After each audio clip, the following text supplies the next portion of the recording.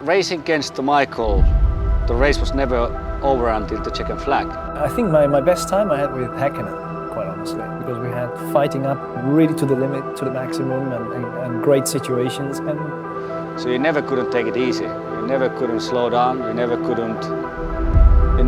He was always fighting to the last chance what he had.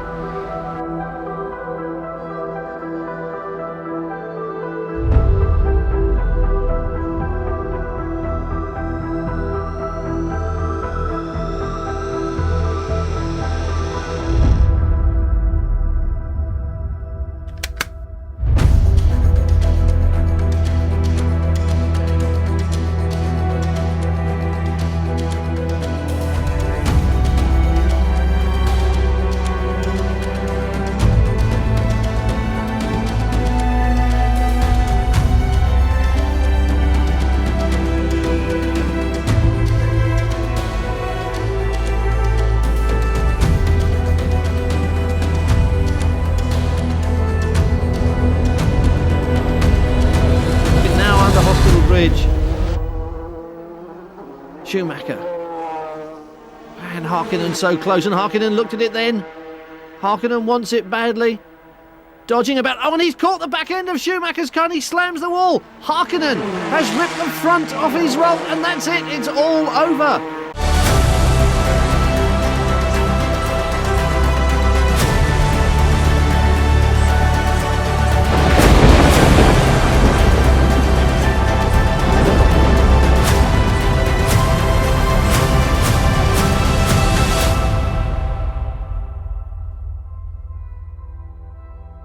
If we go back on big way on time, you know, we had a go-karting career, me, Michael in Germany, me in Finland. Then moving different categories. Michael had a great career in Germany, I had a great career in England.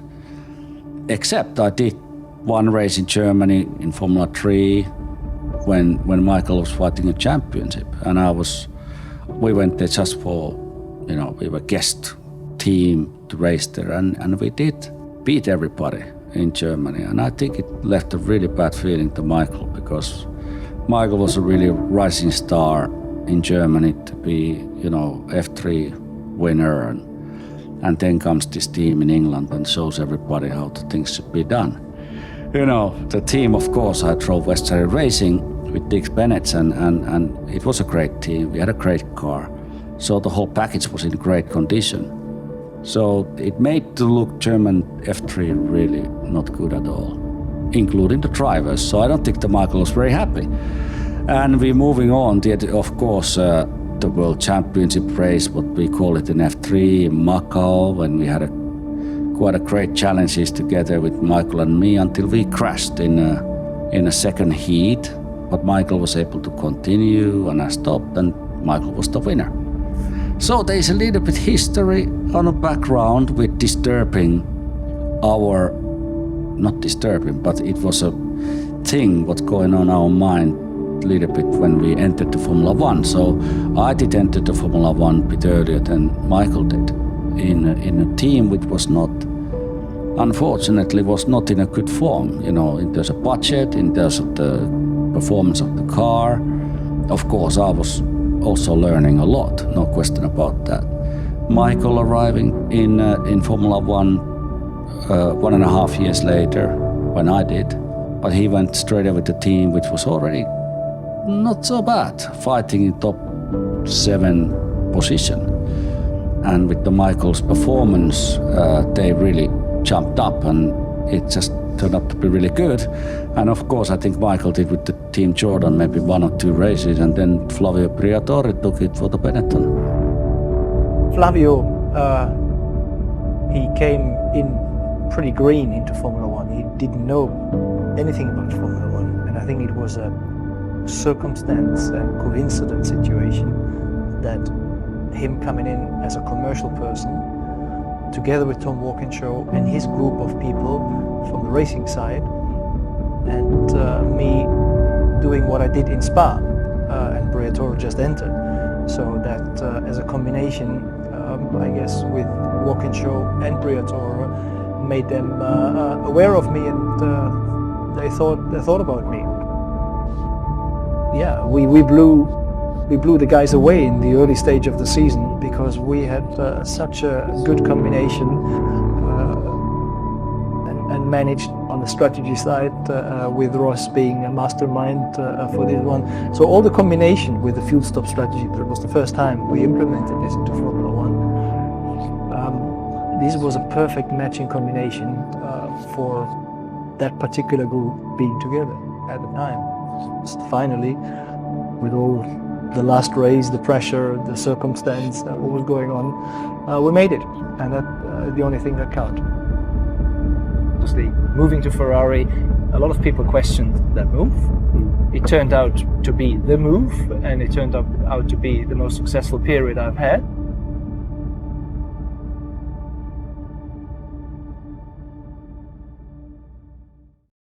Ferrari were concentrating on development in early 1998. We want to win the championship. I mean, that's our ambition. But want to do things and achieve things is two different stories. Schumacher's penalty for the controversial incident with Villeneuve was to help the FIA's road safety campaign. The double world champion will be under enormous scrutiny this year from both the world's press and the Tifosi, who will do anything to get a glimpse of the famous red cars. Coulthard and Mika Hakkinen are teammates again in '98 and unveiled the new McLaren Mercedes with high hopes. Well, for this year, I hope very much that we're in a position to win more races than last year. So, 3 or 4 would be very nice. That's what we look in the consistency, win the Grand Prix, and mainly to win the World Championship this year. Among the detail differences are those Bridgestone tyres. It doesn't have the level of degradation that previous suppliers had, and that gives us a very good basis on which to develop the car. Designer Adrian Newey arrives, but what of the Mercedes engine? It is stronger, it is lighter, and it's hopefully much more reliable. Well, you have to have reliability, otherwise, first you first have to finish. The McLarens were very quick in pre-season testing, and they may be the team to beat this year.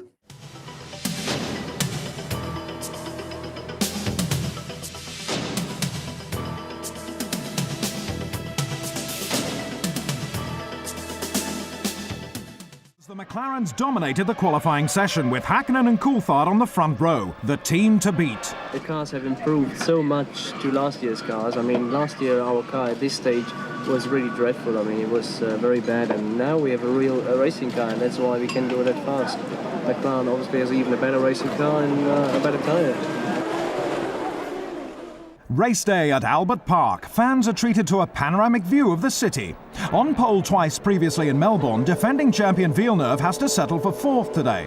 The large crowd are not the only ones to be blown away by the speed of the McLarens. Hakkinen is on pole with teammate Coulthard alongside him at the head of the grid. Schumacher starts 3rd, a worrying 0.7 of a second adrift. In come the marshals boards, 1 light, 2 lights, 3 lights, 4 lights, 5 lights.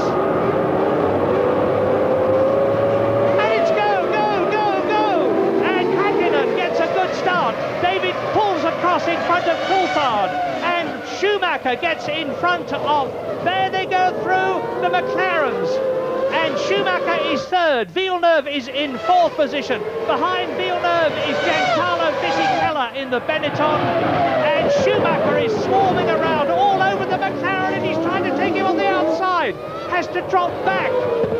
And Villeneuve crowds up alongside, and it looks to me as though they're all going to get round the first bevy of corners, and that will be terrific if they do. No real problems at the start.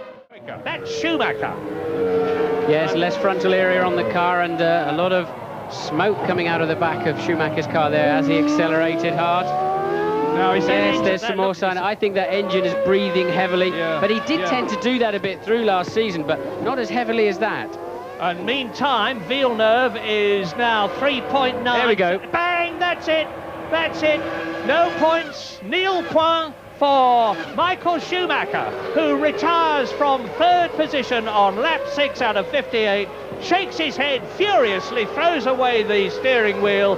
He was happy enough with himself, but he's obviously very unhappy with the car, and they've worked so hard, Ferrari at Mugello, in testing to try to make that car reliable. Well, that's not the way he wanted to start any World Championship campaign, let alone this one. After all of the troubles of the winter, we've heard him on the TV saying he really thinks the fans are behind him and it wasn't a problem, and you know, he's going to put it right and he's going to win races. And there he is, already taking an early shower. We're just 11 minutes into the race. 1997 Grand Prix season started here in Melbourne with a flourish for McLaren. They had a couple of victories subsequently, but it looks to me as though they are very much going to be the dominant force of 1998. The opposition is going to have a massive amount of work to catch them, never mind get past them. And into the pit lane comes Hakkinen. Hakkinen coming in for a second stop. It's earlier than I would have expected him to, and he's gone through. He's been carried on through the pits. There's nobody in the pit lane. That was earlier than I would have expected. Presumably, Coulthard's gone through. What's Mika up to? He obviously may have misheard something on the radio or whatever. He came in the pit lane, nobody there to see him, and he carried right on through. And behind Heinz-Harald Frentzen, there is Hakkinen going to challenge Eddie Irvine. I mean, Hakkinen is on some kind of mission at the moment. He's in the 31s. He's giving the game away. He's showing how much they were sandbagging by and really putting his car at great risk by pushing it so hard. There he goes, locking up the wheels. Mika, calm down, slow down. You don't need to do this.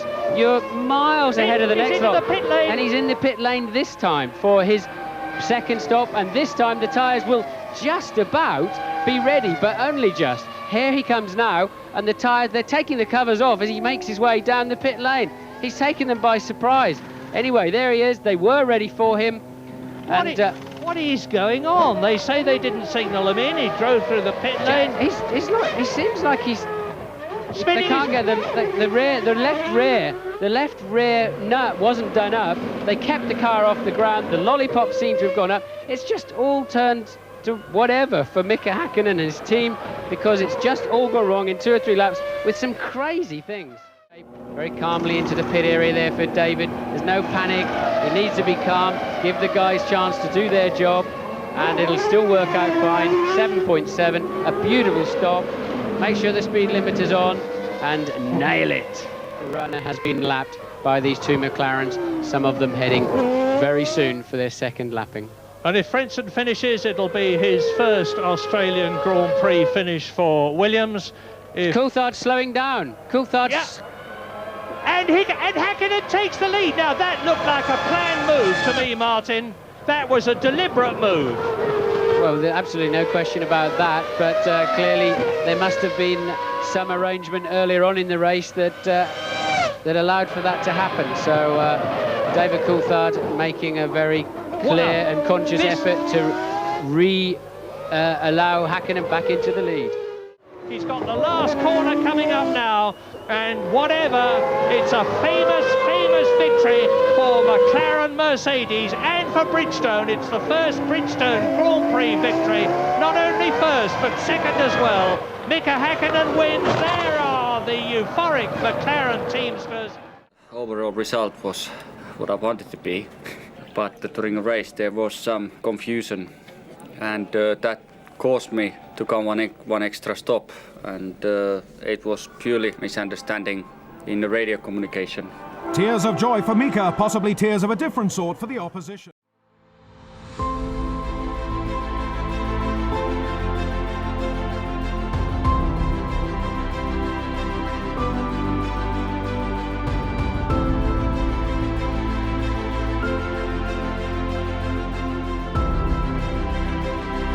On the start line. So when the 5 lights go out, it will be action in Argentina. And that's it. Lovely start by David Coulthard. We go with the grid up into the first corner, and Hakkinen has got past Schumacher. Hakkinen is second behind Michael Schumacher, and the leading Williams has got past Eddie Irvine, so bad starts for both the Ferrari drivers. Irvine, 6th is Villeneuve, 7th is Jordan Lacey, and Mika Hakkinen is speeding up. He's just made a faster lap than David Coulthard, and Schumacher is looking for a way through. I remind you that the 2 lead cars are using the Bridgestone rubber, and Schumacher on the Goodyears is really pushing Mika Hakkinen. Häkkinen for second position. Schumacher coming very close there to losing his front wing end fence. Häkkinen not giving him any ground at all. Michael having a bit of a feint up the inside into one. I suspect that Michael has got a lower fuel load than Häkkinen because he appears to be significantly faster. This is not one of Häkkinen's favourite tracks. It's probably his worst circuit of the season, and he's been struggling through qualifying, and he's got a mirror full of Michael Schumacher, who looks in a hurry, Murray. Yeah, now I reckon that the McLarens are making one stop. Michael Schumacher, who's on a softer Goodyear compound, will be making two stops, and he's got past. Michael Schumacher gets past Mika Hakkinen. Now he's got to try and get past David Coulthard, if my guess about a two-stop strategy is right, because he will want to build up a lead, build up a gap. Yeah, Frenton having to get out of the throttle. Lazy closed him off and put him into a position where he had no option but to lift the throttle. This is where Michael Schumacher's taking, and David's run wide again. He's run wide again. Oh no! Off goes Coulthard. Spin, contact there. Now there's going to be ructions, I suspect, but that looked to me like a clean move, Martin. I have to say, I think David didn't realise that Schumacher had made it up the inside of him. I'd be amazed if that hasn't damaged David's suspension. And come to that, Michael Schumacher's, but I think David's suspension will be more exposed in that. Well, I'm sure we're going to get a replay, but meantime, as Michael Schumacher comes round, it looked to me as here's a replay now. Look, you see Schumacher right up alongside. Yeah, I don't think there's a piece of bodywork going missing there off of Coulthard's car. But I don't think David had any idea. He braked late, went in deep as he did the lap before, too deep. And I don't think he had any idea that Michael had taken so much time out of him.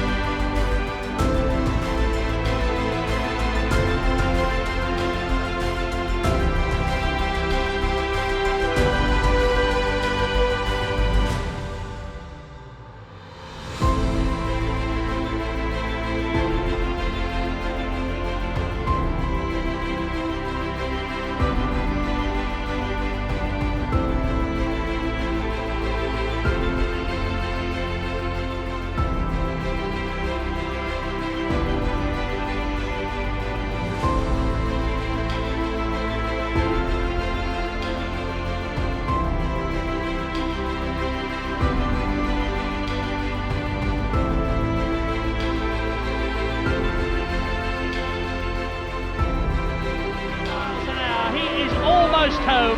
He can almost see the checkered flag. He rounds the left hand of the last corner and wins the Argentine Grand Prix for Ferrari. 10 World Championship points. The flags fly, the crowd cheers. No more. Yes, Michael, you've done it. And is he pleased?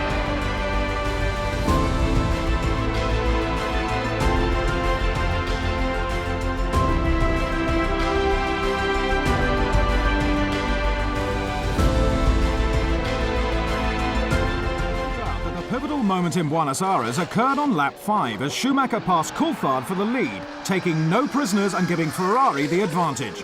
The two drivers differed in their opinion of who was to blame. He ran wide, I then went inside, same like with Mika, but David seemed to close the door, and no room to go, and I didn't feel like I wanted to lift off because I felt I had the momentum going. Yeah, but you went inside. I was there, and you closed the door. We later know that.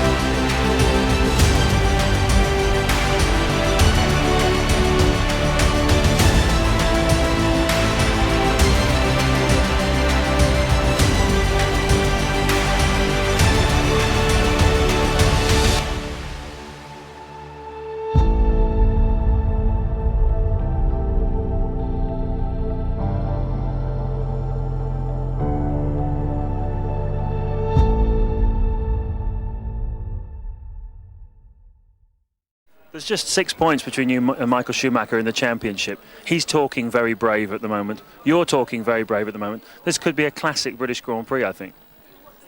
Well, talking is always talking.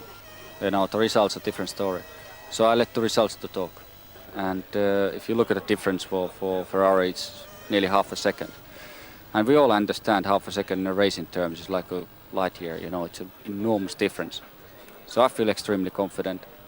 So, you know, they just have to try harder, you know, because we're trying even harder. A superb start, and he's coming right up to the gearbox of Mika Häkkinen's McLaren. These are the two men who are first and second in the World Championship. Well, the other times that Schumacher's caught Häkkinen this year, he's just sailed straight past him. We've yet to see Mika really in a tough-to-tough, wheel-to-wheel battle, and I'm looking forward to that because Michael is quite clearly faster at the moment. Past Michael Schumacher, or is it to keep his tyres cool? He was going into a wetter part of the circuit there, because no rain has fallen. And look at the way Coulthard is attack.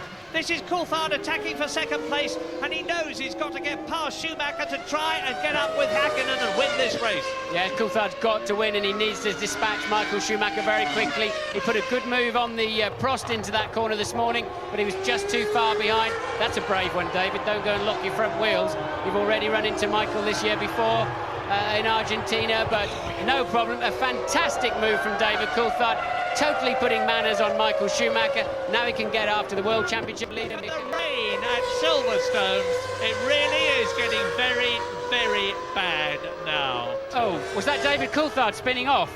I think that's Coulthard's just gone off. He moved over to pass somebody. Oh no, David Coulthard out of the race. He came up the inside to have a look at a back marker and straight off the track backwards. He's on those lesser groove tyres, clearly hit some water straight off the road. David a bit too ambitious on that move. Nothing he could do about it. Obviously caught him completely by surprise. I remember calling for the race to be stopped, screaming on my radio. That's the McLaren. It's Hakkinen. Hakkinen off the road. I don't think it's going to affect the lead, but look at the standing water. They've got to consider the safety car. There's too many cars aquaplaning off the road. I believe they have to put the safety car out now to have any way of... Look at him, he's barely touched the throttle. He's not... Oh, wow, and that's just through the Woodcote corner. And he'll be on the road and saying, get this race stopped, if he's got any sense. I remember Alain Prost doing that at Monaco, nearly to be beaten by Ayrton Senna. Here's a replay, let's have a look and see what happened. Well, lucky. Car stepped straight out, and was he lucky to get away with that? That's straight Bridge across corner. straight across the gravel trap, and he keeps it going, pointing in the right direction. Fabulous reflexes these Formula One drivers have got, and it's tiptoe time for Hakkinen. And it was getting on for about 49 seconds at one point. But Hakkinen isn't going all that much slower, if any, than Michael Schumacher. Look at that. Yes, safety car now, Now they had to do it. This is the second British Grand Prix in succession where the safety car has come out. And let's see what happens. What's Michael going to do? He's holding position. Look, he's holding back. He knows what he's got to do. Well done, Michael. Now you can go for it. Yeah, now Michael is in the clear legally, and he can set about Mika Hakkinen, and the pressure is on. This is lap 50 in the 60 lap British Grand Prix, and Eddie Irvine, has he got ahead of... Yes, he has. Eddie Irvine has passed Alexander Wurz, so the top three men are well out on their own. Mika Hakkinen leading. There is Michael Schumacher behind him in second position. This is another titanic battle between McLaren and Ferrari. Well, Mika Hakkinen is finding where the puddles are. He's first there. Schumacher already. Dennis out. Dennis is in the gravel trap. Already Michael's homing in on him because he can watch Hakkinen and see where he's sliding. Hakkinen's got to find the way, and Michael can just follow in his wheel tracks. And Irvine has got ahead of Fisichella as well. So you see McLaren, Ferrari, first, second and third on lap 50, coming up to the end of it. And Michael Schumacher, who was nearly 40 seconds behind Mika Hakkinen, is right in his wheel tracks now. He's diving into that tremendous plume of spray. Mika Hakkinen, of course, has got a clear track in front of him, and Michael Schumacher has got a daunting task. And who is that off? Tuero, isn't it? Yes, it's the Minardi of Tuero. There is Hakkinen on his 51st lap. Actually, I think Tuero was in the gravel trap earlier. It's the other one to Hakkinen whoever in the and Nakano. Schumacher. Hakkinen's off! Hakkinen goes off! And Schumacher leads! Michael Schumacher leads the British Grand Prix on lap 51. Now, I would venture a guess that nothing is going to stop Michael Schumacher now from winning the British Grand Prix and making it a hat-trick. And the question is, can Eddie Irvine catch Mika Hakkinen? That was a momentary lapse. Mika Hakkinen was taking the penalty of being the first person to come on standing water. We think a stop-and-go penalty from Michael Schumacher. The lollipop was ready there. We didn't see any tyres. I wonder what he's done. There's nothing on the computer to suggest, unless he passed somebody under the yellow flag. Is he going to come in the pits this time? No, he's not. I see nothing on our information channels to tell us. And Schumacher now is on his 59th lap. He's got this one and the next one to go. I really don't know how this one's going to end up, if they're going to have to fight this out with the stewards. We won't know that. He won't get it up to 30 seconds. He's going to get it up to about 25. It was 23 when this race started. He's in the pit lane. Schumacher in the pit lane. So, that means he'll win the race because he crosses the start-finish line to be He crosses the start-finish line now, I believe. Well, yes, it's lap 60 to take his penalty. But the race is over, surely. Well, this could be an incredible bit of political acumen. Meantime, I'm looking to see Mika Häkkinen go through, and I'm desperately... There is Mika Häkkinen, and Michael Schumacher, and I'm pretty sure that Michael Schumacher has won the British Grand Prix. He's made his stop-start, he's crossed the finish line before Mika Häkkinen, but that is very, very, very unofficial. Congratulations, Michael. First time you've won at Silverstone. Is that important, or is it just like any other victory? No, Silverstone obviously has a huge history, and it's one of the nicer races to win, especially after you haven't done it for a long time. Yeah, it's satisfactory. We have a lot of supporters here in England, and the team hasn't done it for many years here too. So altogether, it's very nice. There was so much water on the track, you know. I think it inside in the 2 laps, like 11 cars went off, hitting the walls, banging, wheels flying everywhere. And I was one of the victims, you know. I spun on the grass, slide. I was able to continue, kept my lead, was running just carefully, still 40-second lead. And then they bring the safety car out. Okay, then I had the front wing, which is damaged, no aerodynamics on the front end, so car doesn't turn any high-speed corners. So it was just losing everything, more or less. So I'm lucky to get 2nd place. Lights that they will start, of course, when the race will start, when they all go out. Action in Austria. Fisichella leads. A beautiful start, and Häkkinen right up alongside him. Everybody getting away cleanly. I think someone left at the back. But look at this battle, and into the lead goes the Häkkinen McLaren by passing Fisichella, and there's a coming together. 1, 2, 3 cars off. One of them is one of the Salvers. It's Takagi there in the Tyrrell. And coming up to turn 2, it's Häkkinen. Häkkinen leads. Lacey has made a bad start. There's Schumacher, I think. Yes, it was Russell. And there's another accident. Yeah, and it's Villeneuve, Dinitz, and that must be Coulthard. And David Coulthard, yeah, and look at it, out of the race goes Mika Salo. I think he's got a puncture on the right rear. But meantime, Häkkinen and Schumacher have got past Fisichella, who has now got Rubens Barrichello in 4th place behind him. And the battle is joined right from the start between the World Championship contenders, and Michael Schumacher is right up the gearbox. Everybody's got away safely. This time it's Schumacher challenging Mika Häkkinen. He's going to give him a hard time right from the beginning, and he's going. That's where he got a penalty last year under a yellow flag. He's all right this year, and he's really harrying Mika Häkkinen. Is the Finn going to be able to resist the pressure? And the answer, I think, is going to be no. Schumacher's going to lead.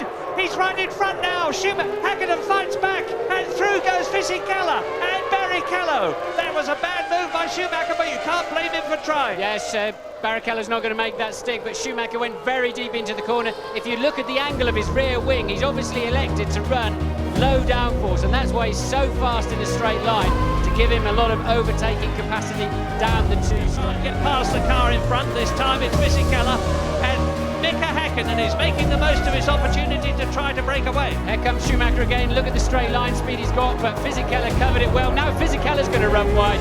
Schumacher coming up the inside, makes it stick.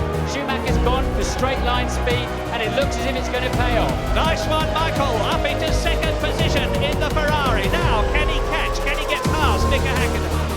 Stop possibly 2. Schumacher seriously late on the brakes there. Michael Schumacher really on an incredible charge.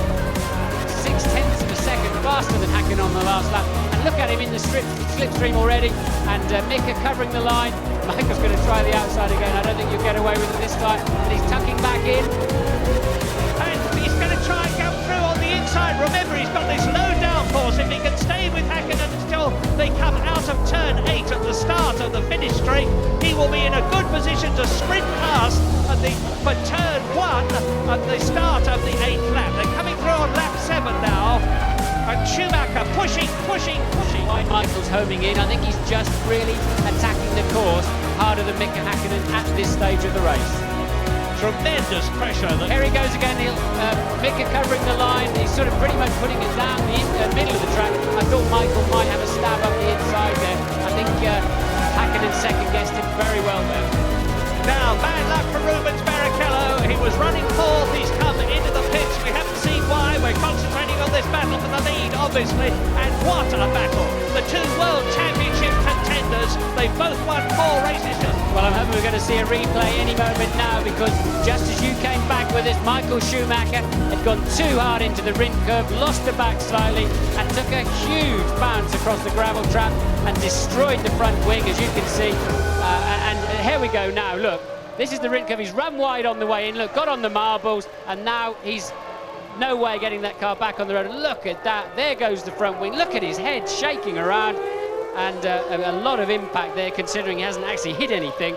And Schumacher bringing it back onto the road. There's a full 19-20 seconds that he'll lose to... It should take about 20 seconds to change it. They'll change the tyres and wheels at the same time, of course.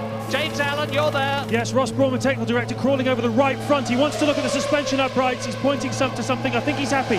Thumbs up from Ross Brawn. The new nose goes on. Isn't it incredible how quickly they can do that? The old one is very badly damaged. Ross giving Michael some instructions now. Keep calm is the instruction. The Ferrari team are calm, and away he goes again. What can he do from here? He's come through after replacing the nose of the car to catch his brother Ralph, and he's in 4th position, Ralph. And he's much later on the brakes into turn 2 on the earlier laps, but he decided, oh, Michael, you nearly ran into him. Got well out of shape under braking, and he was much quicker than Ralph last time round into there, decided to have a go and had to abort halfway through, and very skillful, in fact, that he didn't run into the back of it side. Otherwise, Michael will be nipping through. Look, Michael's saying, I'll try anyway. And what a great scrap. Yeah, and it's tremendously heartening for the Jordan team, of course, because this is the man who is generally acknowledged to be the finest Grand Prix driver in the world, in the best car. Now he's going to do it. Now he's going to do it. He's on the inside. Ralf Schumacher has to give way. Michael Schumacher just got the right position there. Dives past his brother. Now he's been held up. Very surprised. Now, Irvine running a little wide out turn 1, actually getting the wheels onto the dust, which would be not intentional at all, but clearly gives Michael an easy run up the inside into 2. And side by side, the 2 Ferraris. Michael smoking the brakes, gone in a little bit deep, but takes away that podium position. A faultless race. Got himself somewhere up the front in qualifying yesterday in the tricky conditions, and has just made the best of everything all afternoon. And it's going to be yet another glorious victory for Mika Hakkinen. He's let the Jordan go. I don't know whether they're going to line up for a formation finish with the silver arrows, but Mika Hakkinen clearly can almost freewheel home from there. Not long to go now, out of turn 6, down to turn 7, over the hill, turning right at 120 miles an hour.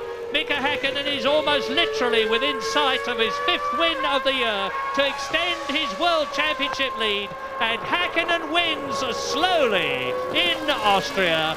And we now wait for his teammate David Coulthard to come through. A magnificent second. There he is in the background. A great dominant victory for McLaren, Mercedes and Bridgestone. When I got the balance, I went flat out, and then you saw the cap started coming bigger and bigger for Michael, and then Michael went off. So, brilliant. In the end of the day, it was a stupid mistake by myself. I went off the line, and as you off the line, there's so much dust that you have no chance, you just run wide. I thought it was bigger damage, to be honest. There was enough damage anyway to come in without the front wing for 1 lap, which cost me a lot of time. Great pit stop of the guys, changed the wing and went back into the race from 16th and came 3rd. It was quite a nice challenge, and in that sense it was quite exciting. Hockenheim saw one of the worst Grand Prix meetings of Michael Schumacher's career. It started poorly when he lost one of the practice sessions, spinning off on his first flying lap. It looks as though he must have hit a patch of dirt or something or other and just lost it, but I don't think the car's damaged. It's going to be unfortunate because we'll lose the first practice session. The Ferrari star's fortunes didn't improve in the second session when he had to pull off with engine problems, losing him set-up time and qualifying only 9th. The last 2 laps, both of them weren't clean. I had then to slow down in the last try to get another run, but then the tyre is not at their best anymore. But still, I mean, we're simply too slow. We should have been able to be much closer, but we are not. More disappointment was to follow for Schumacher. In his home race, he struggled with the uncompetitive Ferrari all afternoon, but could finish no better than 5th. I mean, after qualifying, it was obvious that we're going to struggle and to be in 5th position. as we have seen, was the maximum we could do. So we have to be satisfied. 2.5 months still to go till the end of the season. 130 World Championship points still up for grabs. But I reckon if those McLaren sweep the board once again here this afternoon, we can start calling Mika Hakkinen World Champion-elect. I've been racing here such a many years already in Hungary, and it's definitely the best car I've ever driven. And it just handles really well and it's really smooth. I'm pretty confident, to be honest. I mean, in qualifying you push it very much to the edge. In the race you calm down a bit and you then look for consistency rather than for the single lap time, and we'll see then. Will be go!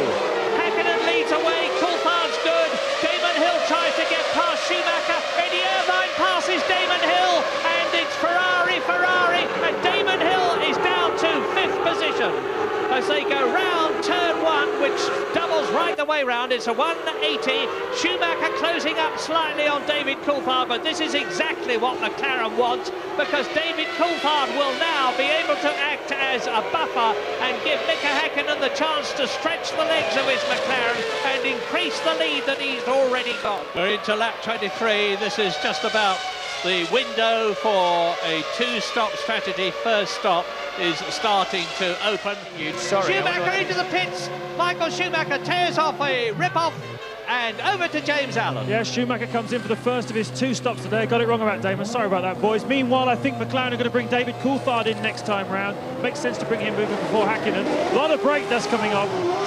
No time, I'm sorry about that, folks. We can't get to you. But anyway, back to us shortly when McLaren bring the first their 2 guys in. Well, don't phone us about the lack of times for the pit stops on your screen. We'll phone you because we haven't got them either. All I can tell you is that Michael Schumacher's been in. It looked like a good stop to me. So did you see Schumacher getting out of shape there into turn 6? This is a double negative for him. Not only is he losing time tucked up behind Villeneuve, but his tyres in these critical first few laps, his tyres will go away much more quickly. The car slides around in the dirty air. Race leader Hakkinen into the pits. James, what's happening? A little bit of confusion down here. The tyres, Martin, have been out of the tyre covers for about 2 or 3 minutes. They expected him in a couple of laps ago, but everyone seemed calm up on the pit wall, but the mechanics seem to be waiting for him a long time. Not quite as quick as Coulthard, I would have said that one, but he had Villeneuve in front of Schumacher, so the cushion was there. 8.5 seconds. He lost a half a second to David Coulthard. That will put him back out ahead. You can see it for yourselves. So Coulthard clear second, Hakkinen in the lead. Michael Schumacher still tucked up behind Villeneuve as Coulthard sets a new fastest lap. He might have won. So Villeneuve must be in the pits, and there is Schumacher now with a bit of clear space. Nice calm approach there. Over the line, it's just a few tenths of a second. You can see the gap is coming down all the time, and also Coulthard is 4/10 of a second. Coulthard is catching Hakkinen. So they're both pushing as hard as they can. Right. Michael's got the pace, man. Left-hander, second gear about 60 miles an hour. He's catching traffic. I want him in this lap. Pronti, tutti fuori, tutti fuori. Do appear to be getting ready, and that means he's in the pit lane. Look, that means he's got to stop again. Otherwise, he's got to make something like 34 laps on the last set of tyres, and that's a peculiar strategy. So, having looked like he was 2-stopping, it now appears he was 3-stopping. I think they short-filled him in a hope to get him in front of the McLarens at the first stop, but it hasn't worked. Out goes that great cloud of brake dust, the black cloud.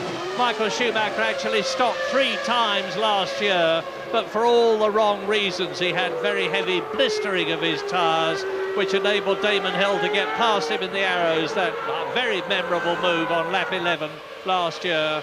And it looks now as though Michael Schumacher's race, in terms of potentially finishing in second or first positions, is going to be a very, very hard one. The World Championship at stake at the top end here. Yeah, well spotted, James. A good thing. And there goes Schumacher. There goes Schumacher. He's got ahead of David Coulthard.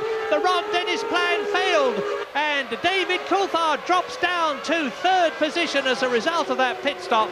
Michael Schumacher now, I remind you, is on new tyres, and Mika Hakkinen is going to have to come in again, and Michael Schumacher is in 2nd place on lap 45 out of 77. Now this race is really building up into a...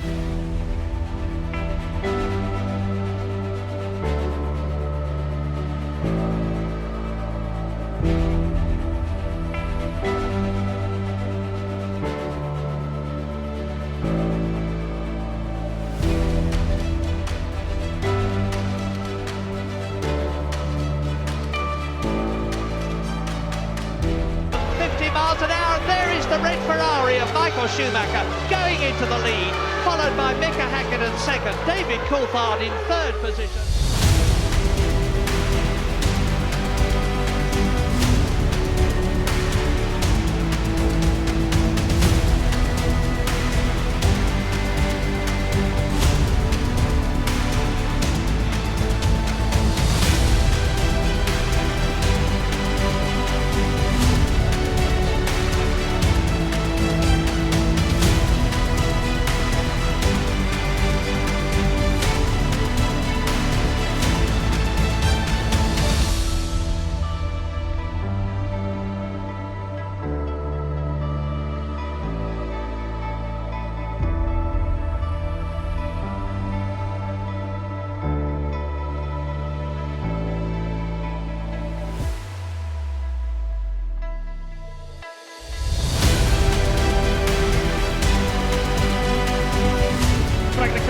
I see him now, his car is absolutely covered in brake dust and dirt and oil. It's filthy all down the side pods, the tyres come off.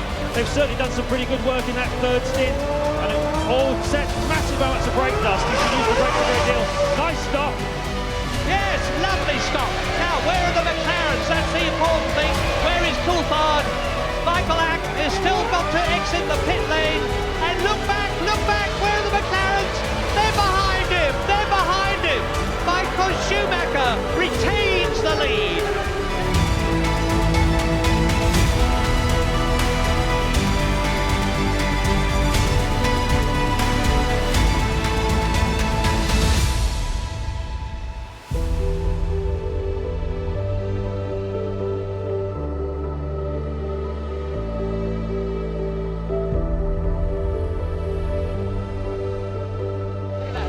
Johnny Herbert overtaking passing Hakkinen. Hakkinen has got some kind of problem. Very slow down the straight line.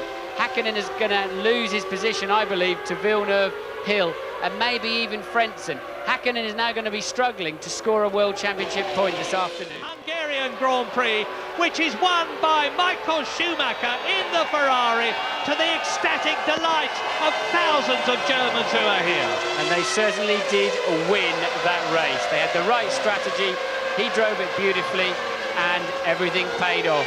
They were given nothing, they took everything. I mean, you dream about the ideal result, and that was one of the dreams I had, but the maximum I was thinking to achieve was being first and make a second. What happened today is absolutely ideal for the championship. Yes, it's go! And Coulthard drags. Hakkinen gets away well. Look at Eddie Irvine coming up on the inside. Villeneuve goes up into second position. Schumacher is down into about sixth position. Bad start by the Ferrari. Great start by Eddie Irvine. Villeneuve. Look at Villeneuve. And into the wall. Who was that? Coulthard in the wall. David Coulthard into the wall. They'll stop the race. They'll have to red flag this. Terrible. Look, this is quite appalling. This is the worst start for a Grand Prix that I have ever seen in the whole of my life.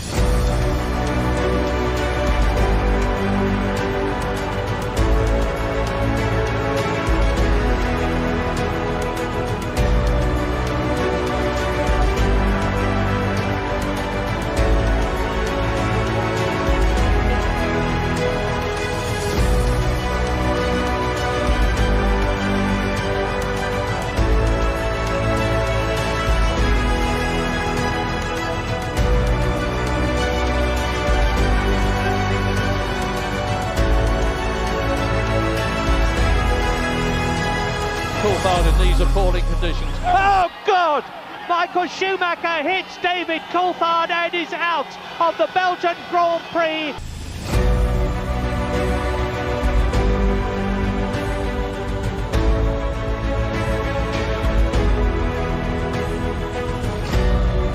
Good reason, you can understand his fury, because he's now effectively lost the chance of taking the world championship lead. Now what is he up to? He's storming down the pit lane, presumably to go. Look at him!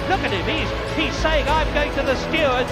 James, can you enlighten him? He's going to Coulthard. He's going to have it out with David Coulthard. This is a bit like Nigel Mansell and Ayrton Senna at that Belgian Grand Prix when Nigel got him by the throat. James, what's the news? Unbelievable altercation, as you say. Jean Tots there, he's dragged his driver away. Michael absolutely furious. I just saw the car as I came in, absolutely destroyed the front suspension. He's walking past me now. He's ready, he's close to tears, guys. He really is. He cannot believe this race has gone away from him.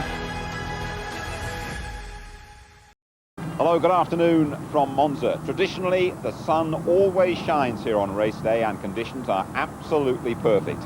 Well, Michael Schumacher has been chasing Mika Hakkinen all season. Now he's got 3 Grand Prix left to overtake the Finn.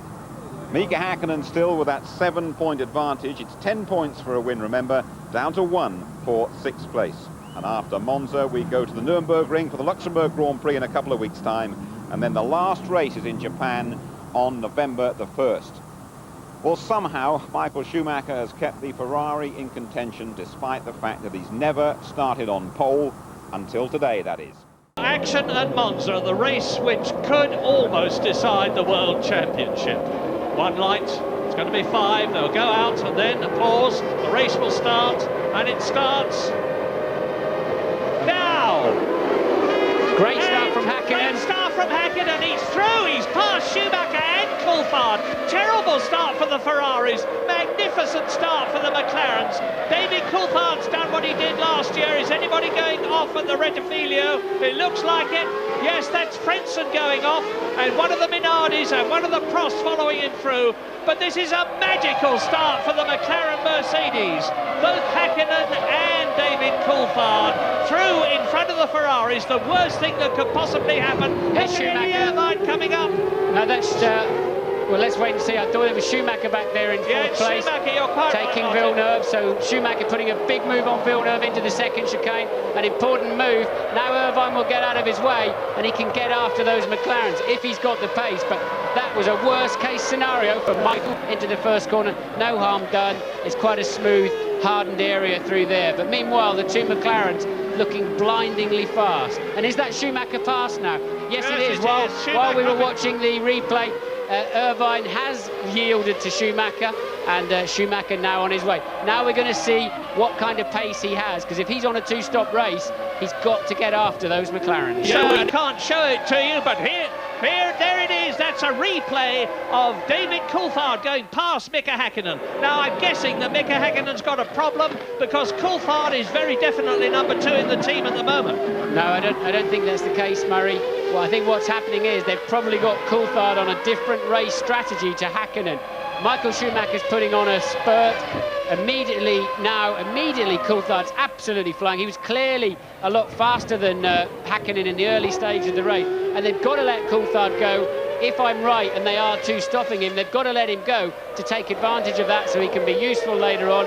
Hakkinen, to my mind, now must be on a 1-stopper, and we don't know about Michael Schumacher. It's getting very close to push and shove for Michael Schumacher as the back of the McLaren steps out, just a whisker, going through the Rettifilio, round the Grand Curve, and they go round the Grand Curve at a terrific speed. Well, we now know. Ooh, bang! That's Coulthard. That's Coulthard David blowing up. David Coulthard out of the race. Now, if that's happened to him, it's academic now. What strategy? Schumacher's going for the lead in the Rosia, and he right up alongside, and he's going through. Fantastic! Hakkinen fights back. This is magnificent. The lead changes twice in about 400 yards, and Michael Schumacher leads the Italian Grand Prix. David Coulthard is out of it. His Mercedes engine has said, "I've had enough," but Hakkinen is not going to give up. Yes, and look at the oil on Hakkinen's camera. You assume he's got that on his... I think he lifted in all of that smoke of his teammates' blow-up more than Michael Schumacher did. Took his eye off the ball slightly, gave Hakkinen a run at him. He suddenly realised that into the 2nd chicane, tried to defend the line, went wide, and Michael said, "Thank you very much, I'll have plenty of that." Whatever. But they went off to say, let our man through, don't get involved in this motor race. A reasonable request, but It just smacks of all the wrong things. Yeah, but Chad goes Hakkinen, he's out! He's out! Get it in reverse, Mika, you'll just make it, yes! This no, he's kept the engine running. Careful now, don't hurry it, don't hurry it. Keep it under control, spin it around, don't let that engine go, and he's just kept it under control. Irvine's 31 seconds back, so it doesn't matter.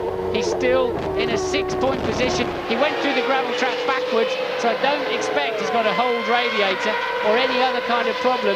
I think he's just going to get away with that one. And he's in second position. It would be an incredible... Here it is, he's look. through! Eddie Irvine goes into second position. Magnificent for Ferrari, magnificent for Italy. Terrible for McLaren. Between Frentzen and Fisichella for 7th place. Sorry to interrupt you, Martin. Ralf Schumacher is ahead of Mika Hakkinen. There he is. There is Ralf Schumacher in the Jordan. He's got past Mika Hakkinen. But Hakkinen should finish 4th without any trouble, because Jean Alesi, who is in 5th place, is some 17 seconds behind. Mansell did in Canada and he lost the race. But Michael Schumacher is not going to do it. Schumacher wins in Italy. Fantastic, absolutely incredible. For quite a number of laps we were challenging each other. And then there was this tremendous engine blow, so we had both really to slow down a big time. He then lost it into the chicane, so I could out-accelerate him after the chicane into the first Lesmo, and that decided the race for me. Hakkinen began to drop back, and it transpired that all was not well with his McLaren. Had some sort of braking problem. Not sure what at this stage, but obviously enough to cause him to spin. I indeed spun, and it was quite a horrendous spin too. After that, it was still 7 or 8 laps to go. I had to try without brakes, obviously. I have a certain opportunity to brake the car a little bit by brakes, but I thought if I use them more, they're going to explode completely, like happened to me many years ago. So I don't want to experience that again. Australia 1994, Mika's brakes failed on his McLaren, and although he emerged unscathed, it was an experience he won't forget. So I have to brake with the gears all the time, and it was just a not pleasant moment to drive the Formula 1 car without brakes.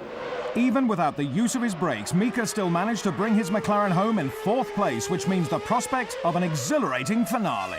Last time I think I said it's going to be exciting to end the season. I think it's definitely getting now exciting.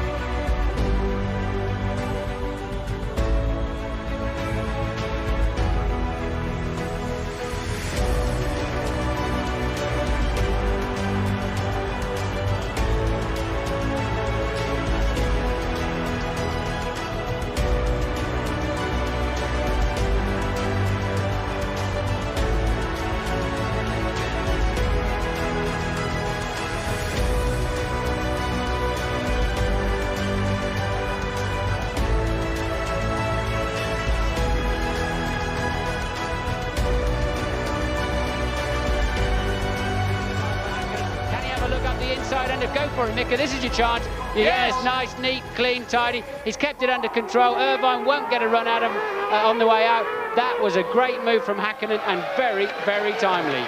Which gives the answer to, is Mika Hakkinen suffering from pressure? Well, he may have been out of the car, but he's certainly not in it. When your backside touches the seat and you lower your helmet visor and the race starts, the tension disappears. You concentrate on driving as quickly as you possibly can. Get ready to receive Michael Schumacher for what is going to be a very, very critical pit stop. In comes the race leader. Now I'm going to watch the track and tell you when Mika Hakkinen goes by. Over to you, James. Well, Martin said at the last race how thrilling it would be to see Hakkinen really take the fight to Michael Schumacher. We're seeing it here today at the Nürburgring. Tyres are playing a big part in it. I'm just trying to see the fronts for Michael Schumacher as they come off. Oh boy, they've done some work, let me tell you. The tyres just came off Fisichella's car, didn't look as badly damaged. They, of course, the Bridgestones. Nice stop by Ferraris. Now, will 8.6 now, will this set of Goodyear tyres suit Schumacher a little better than the last ones? There, here they come. Here he's going to get out in front of Irvine. Magnificent. Michael Schumacher gets out ahead of the battle between Irvine, Coulthard and Woods, and that was absolutely critical. That was critical. Hakkinen and There's Schumacher. a McLaren. It's Hakkinen in the pits. Are you there, James? Yeah, Murray, indeed I am, and the tyre wear looks fantastic, I have to say, from the Bridgestones. The right rear looks lovely. The front's to take the biggest knock here. The new set gone on. A little bit of untidiness at the end there.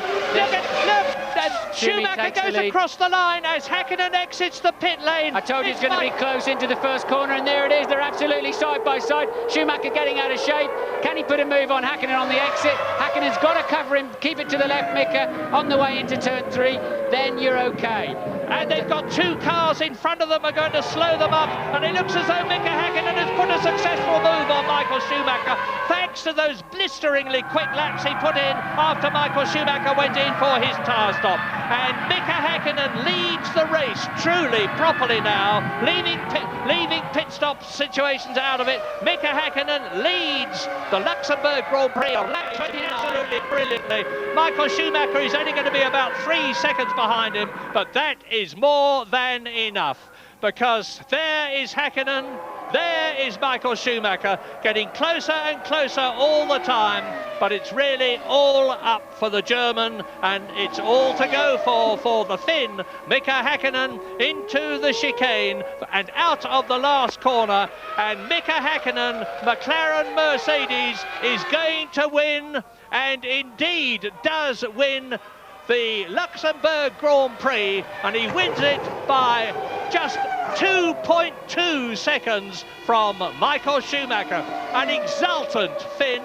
He's a pretty dour, quiet bloke, but I think he's going to show some emotion when he gets out of the car after having magnificently, superbly won this race against such tremendous pressure. And of course, the psychological situation is reversed now. We raced here last year, and David and me we were first and second running comfortably, and we failed. This year, I think Mercedes showed they can fix problems and they can be the best. And today they showed that, and I'm glad it happened here. Really good show.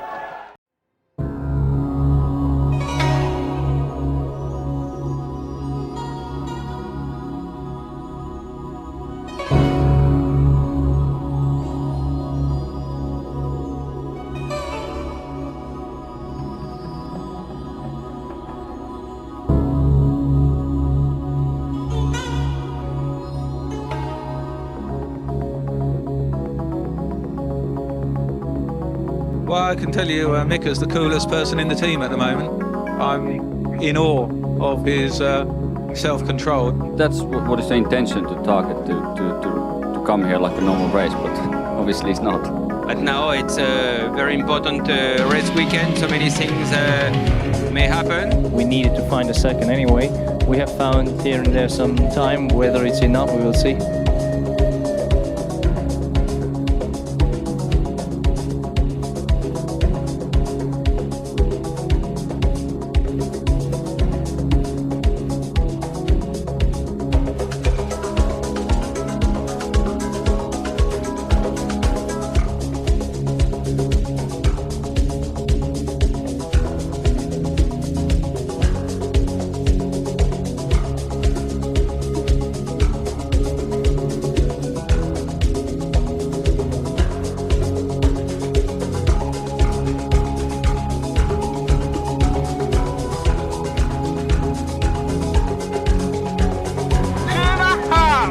Mika.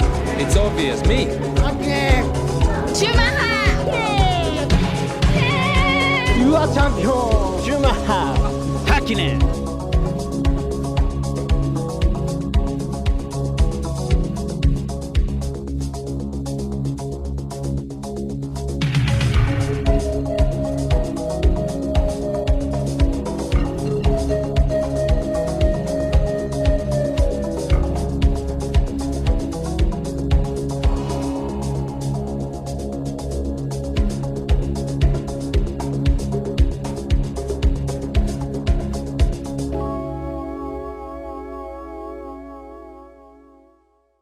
And we're now with Mika Hakkinen.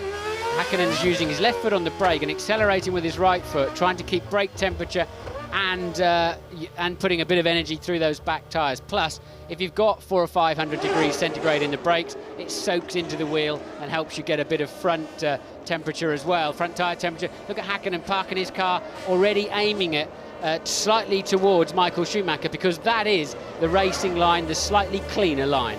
Now watch those lights. The usual procedure, I remind you, the 5 lights go on, one at a time, then there is a pre-programmed pause by computer, the lights go out, and when the lights go out, the race begins. We've got another yellow flag. That's Michael Schumacher. That is Michael Schumacher. Will he end up on the back of the grid? Look, he's shaking his head, look.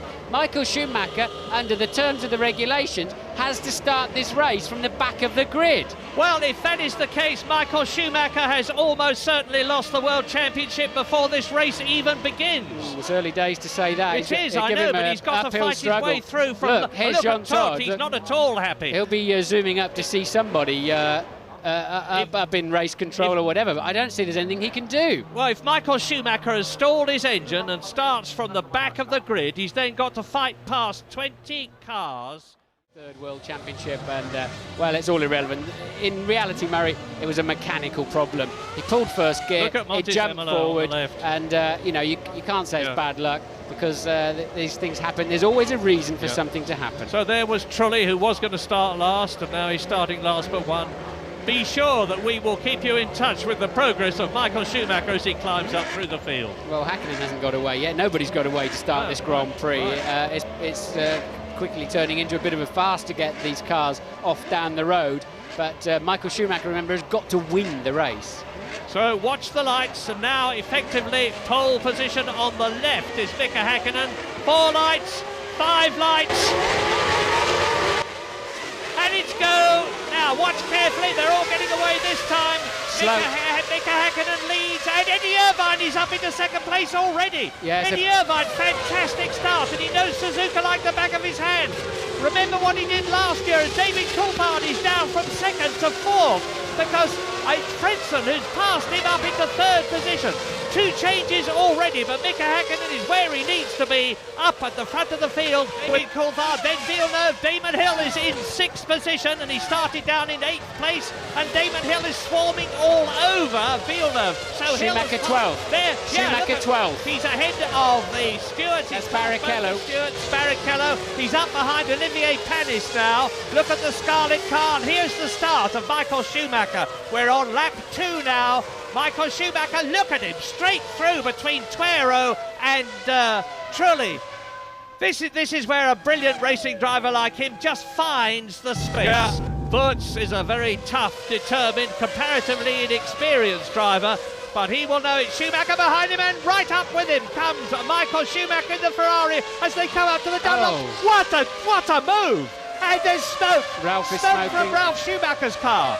Ralph Schumacher looks as though he's in trouble already. They've got the new Mugen engine, the more powerful one. It went well in qualifying and practice, but I saw a telltale puff of smoke there. And it could well be that Michael Schumacher is attacking for 7th place. That means pit. That's the Italian or the continental word for come into the pit. So Irvine clearly it was on a lighter fuel. That'll help Michael Schumacher. So Schumacher also on a 3-stopper, and Irvine too. That'll take the pressure completely off of Häkkinen. Now McLaren have got to hope, but Frentzen comes in early too. Yeah, but Damon Hill is out of the way as far as Michael Schumacher is concerned. And bang goes Schumacher's engine. Ralph Schumacher out, and flames from the back. Ralf Schumacher, the first major retirement from the Japanese Grand Prix. Here we are, here's the replay of Villeneuve being passed by Michael Schumacher, exiting the spoon. That's not easy to get round the out. It's not the spoon, it's the hairpin, but it's not easy to get there. But Villeneuve getting well out of shape on the way out, had to get back out of the throttle. Don't go, that's right, take the inside line there, go through the grass. Do not go through 130R with an ailing car. Very smart move. And Schumi comes in the pits. He's not going to get held up by that McLaren. They're not going to let McLaren play that game. Good tactic. Schumi coming in on lap 16, which is neither, or the end of 16, and that's neither a two-stopper or a three-stopper. James? Tremendous speed coming down the pit lane from Michael Schumacher. We've seen him do it all weekend. He's been practicing it. He's saved himself a couple of seconds there. His tyres, Martin, as you would expect, are fairly heavily used, but there's a tremendous atmosphere down here. Wow. They really feel there's a challenge at hand. 6.8 seconds. That's by far the fastest time we've had so far. Eddie Irvine took 7.7. Damon Hill took 9.4. Michael Schumacher has made his first stop and is very, very much in this motor race. So let's see if Schumacher's first scheduled stop. Let's see if Schumacher gains time. His pit stop was 6.8 seconds. There's Häkkinen's time ticking away on the left. There's Irvine. There is the Ferrari. No, Häkkinen's going to get out. Häkkinen's going to keep track position, but of course Irvine's flying on his new tyres, and that's worked out fine. That's worked out absolutely fine. Track. And we've got Michael Schumacher's got some kind of problem. Schumacher puncture. Is that a right rear puncture? Right rear puncture. It's all happening to Michael Schumacher today. And he tours out of the race. Michael Schumacher retires from the Japanese Grand Prix. Mika Hakkinen is the world champion of 1998. Even if he fails to finish, Mika Hakkinen, by virtue of the fact that he was 4 points ahead of Schumacher when this race began, is world champion for the first time and brings McLaren right back to the forefront of racing. Well, Michael Schumacher did his best, but sadly it wasn't good enough. Let's have a look and see what happens as he comes down to turn one. The right rear goes, and so does Michael Schumacher's Japanese Grand Prix. The chicane for the last time, down through the gears. The gearbox has seen him fine at this time. Those were his only troubles he had in 1998, but not in the Japanese Grand Prix. Mika Hakkinen exits the chicane. It's all downhill from here, Murray. Going round the left-hander. It's all downhill, he can cruise from here. He's got his hand in the air, take him over the line. Mika Hakkinen literally goes downhill to victory. Look at the joy, the euphoria of the McLaren team on the left.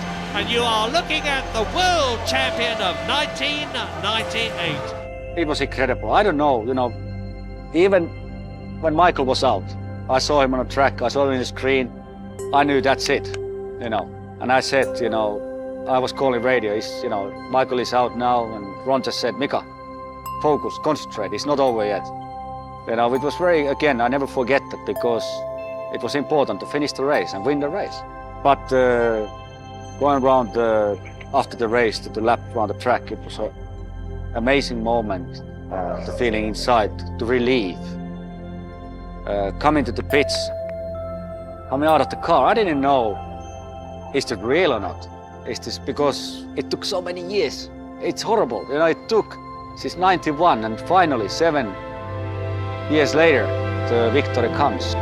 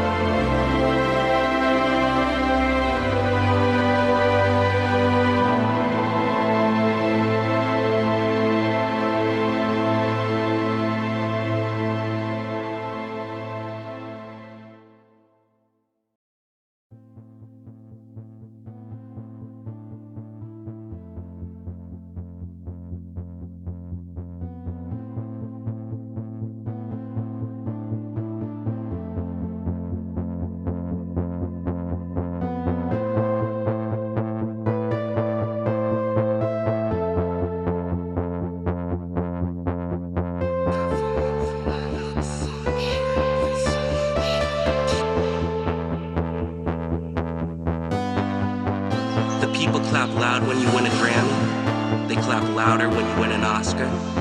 But the people clap the loudest when you fall. The champ got knocked out today.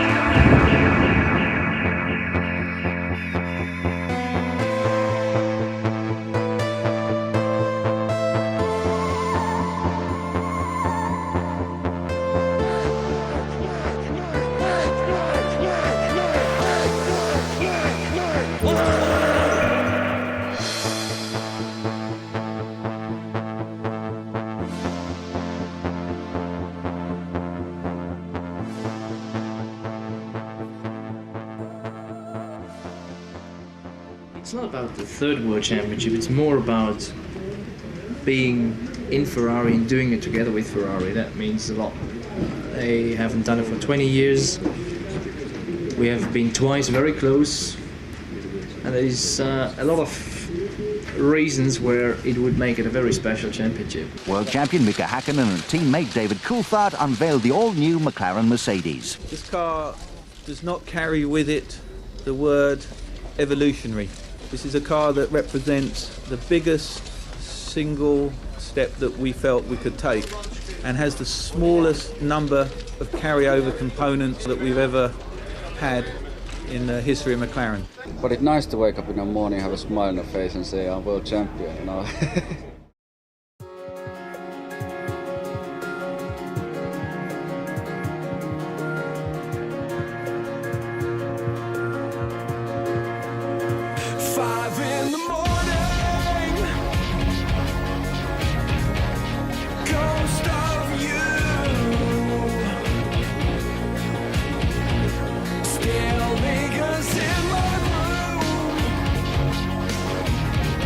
You're nowhere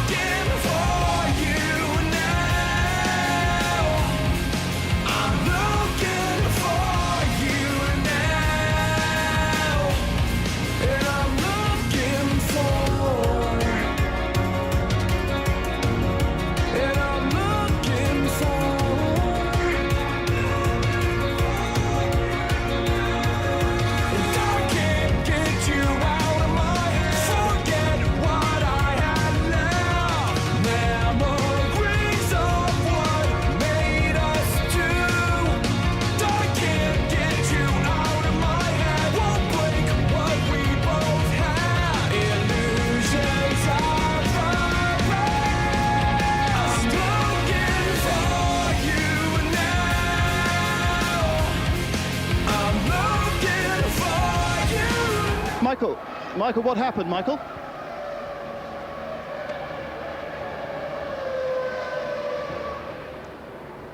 Have a bit of respect for humans. Okay.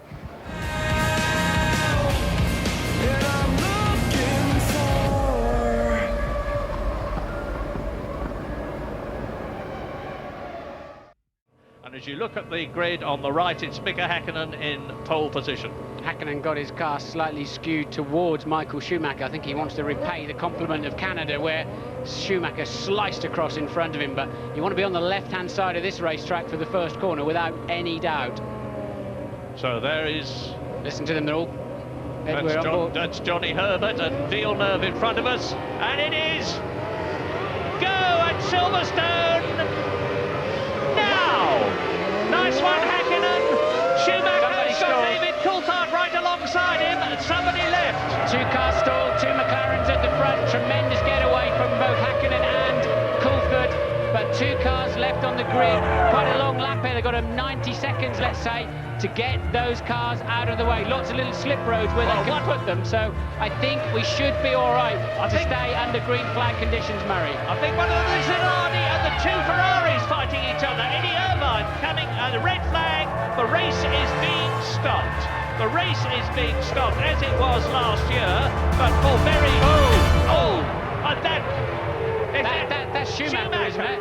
I think that's Schumacher not realising that he's probably, I suspect, somebody slowed down under reds and Michael's come across him at a great rate of knots. Has he hurt his legs? I don't think he should have done. He's hit those tyres, although at quite a rate of knots, but Michael's struggling to get out of the car a little bit. I wonder if he's hurt his legs. Look, front wheel, front left off, front right. Michael's slamming the steering wheel. I don't know whether it's through frustration that he's out of the race or frustration because he knows he's injured something.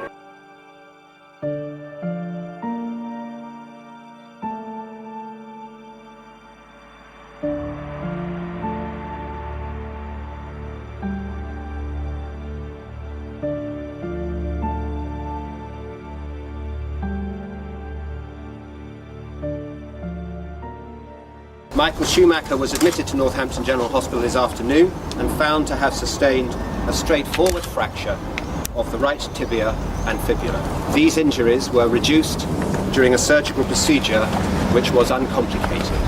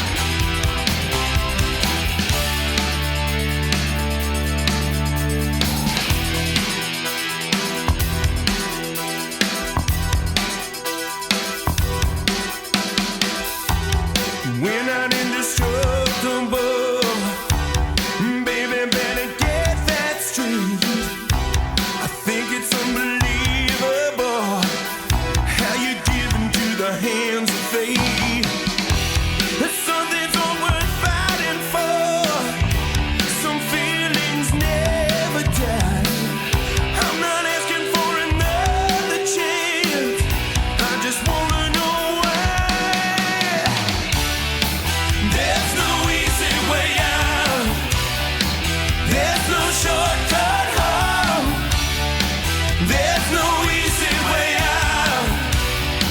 Giving in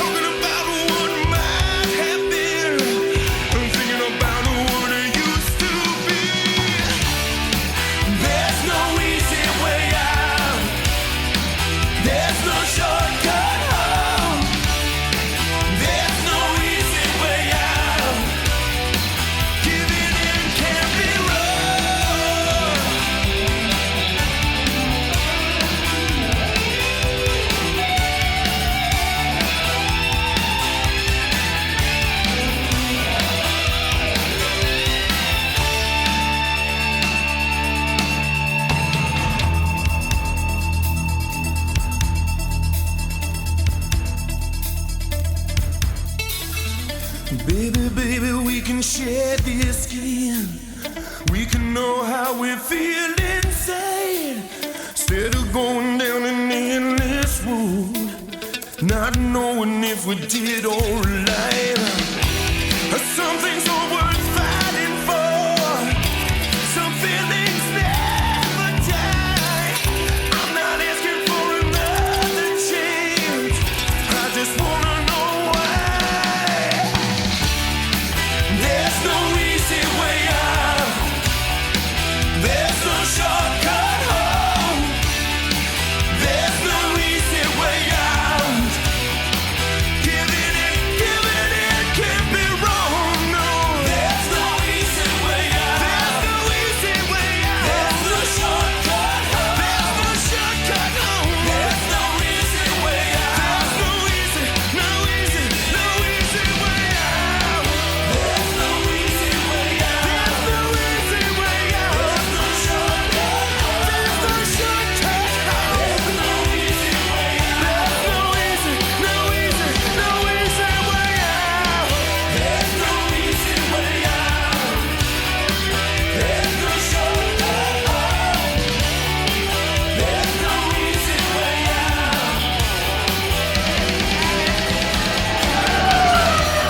Schumacher goes 1.1 seconds faster. If we come to the last lap and you're leading, Eddie is second, will you let him through?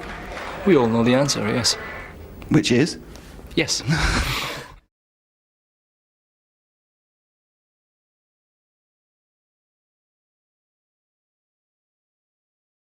Right, so Michael Schumacher on the right of your picture, David Coulthard behind him. Eddie Irvine is on the left, Mika Hakkinen behind him. And David Coulthard's got to try and get in front of the Ferraris by the first corner. Go in Malaysia, and it's a good start by Michael Schumacher, who moves across the track. Eddie Irvine holds his second position, and Hakkinen and Coulthard are behind, and Hakkinen is already on the inside. And there's a steward coming up, and round the outside of them goes Alexander Wurz, but he's dropped his position back to about 7th position in the peloton. So Schumacher is exactly where he wants to be. They're fighting for position behind him, but the Ferraris are first and second. Good news for Maranello. I think somebody else then whacked into the back of Fisichella and spun him around. Wouldn't surprise me at all if the rear wishbones are not damaged or something on that left rear corner, because they're not structured to work with that kind of loading, and they break rather easily. Well, Schumacher putting away, he's doubled his lead almost in the second lap to 3.1 seconds. But you can see for yourselves what a battle there is behind him. As Eddie Irvine runs wide again, Coulthard does not close up on that occasion. Hakkinen is still there in 4th position, comparison with his teammate Ralf Schumacher, as Eddie Irvine can now see Michael Schumacher, who takes a calm look in his mirror, actually getting closer and closer. Look, Schumacher's going to let him through, look. Schumacher lets Eddie Irvine through. That's why... Eddie, don't go and outbreak yourself, Eddie, but Michael, that's why he had this slower pace in the last lap. I don't think he has a problem, Murray. I think he was just backing off now to do... I think he just said, look, that's how fast I could go. Now I'm going to do my job and support the team. But Coulthard is... well over the back of him, look. This confirms, in my opinion, my view that Eddie Irvine is on a 2-stop strategy, and if Michael Schumacher, who I think is on a 1-stopper, can delay potential 2-stopper David Coulthard, are you still with me, then it is going to be very much to Eddie Irvine's advantage. And passing Schumacher and getting after Irvine, or let Hakkinen through and then start defending the back of Mika Hakkinen. So Coulthard having a look early. Oh, he's touched Schumacher. Coulthard touched Schumacher. Can Hakkinen get through at the same time? No, he can't. Did Coulthard damage either his or Schumacher's car? Look, and Hakkinen's got to run up into the braking area of turn 4. Mika braking very early there, so look, and Mick is getting dangerously close underneath the rear wing of Michael Schumacher's car. Schumacher backing off now to play the team game. And does he have some kind of problem already? Because he really is. Well, that is a sensational development, because, yes, Rubens Barrichello is definitely up into 4th position, and the fastest man in the race there is David Coulthard, out of the Malaysian Grand Prix on lap 16. Which halves the challenge to the Ferrari team, and which halves the McLaren can get in this vital struggle for the Constructors' Championship. 10.4 seconds down the road at the start of this lap. This is the last corner. This will be a magnificent Ferrari 1-2. Eddie Irvine wins the first Malaysian Grand Prix. Michael Schumacher is second. Maximum points for Ferrari. Irvine leads the World Championship. Ferrari lead the Constructors' Championship. And McLaren are not at all happy as Mika Hakkinen finishes third in the distance. Michael basically did the hard work for me. I don't know what we got to do with him. This guy's depressing. Not only is he the best number one, he's also the best number two.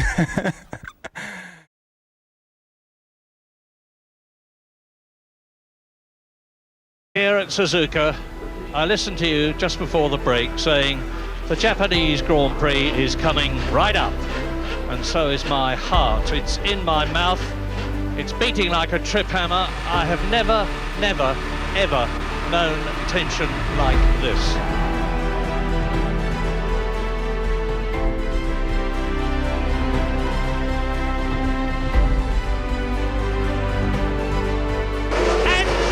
Schumacher darts across, but Mika Hakkinen gets ahead of him. Yes. Mika Hakkinen a marvellous start, and he's streaking away already. This is exactly what the Finn wanted, exactly what Michael Schumacher didn't want, and there's a Prost up into third position. This has blown the whole thing wide open right at the start. Unbelievable start from Hakkinen, a very poor start from Michael Schumacher.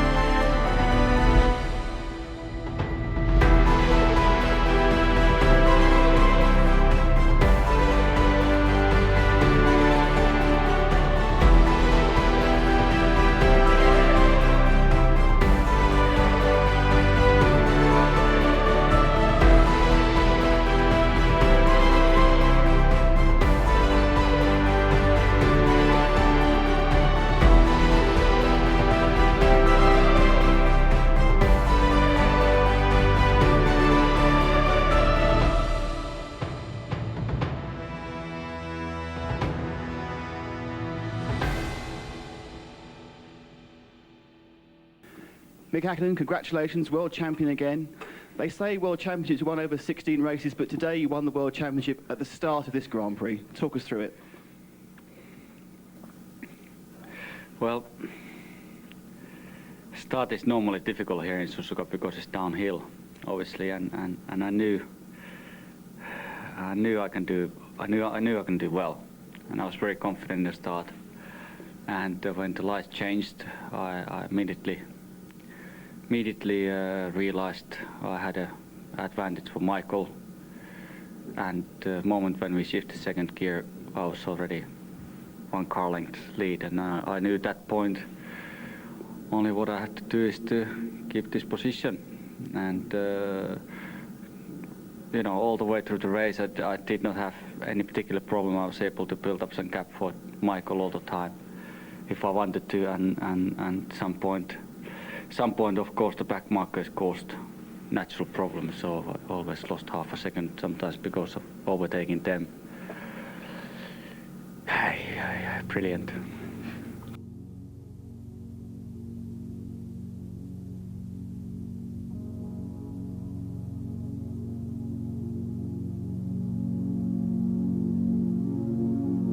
Michael, another new season is upon us. Has missing out on half of last year changed your appetite, if you like, for this season?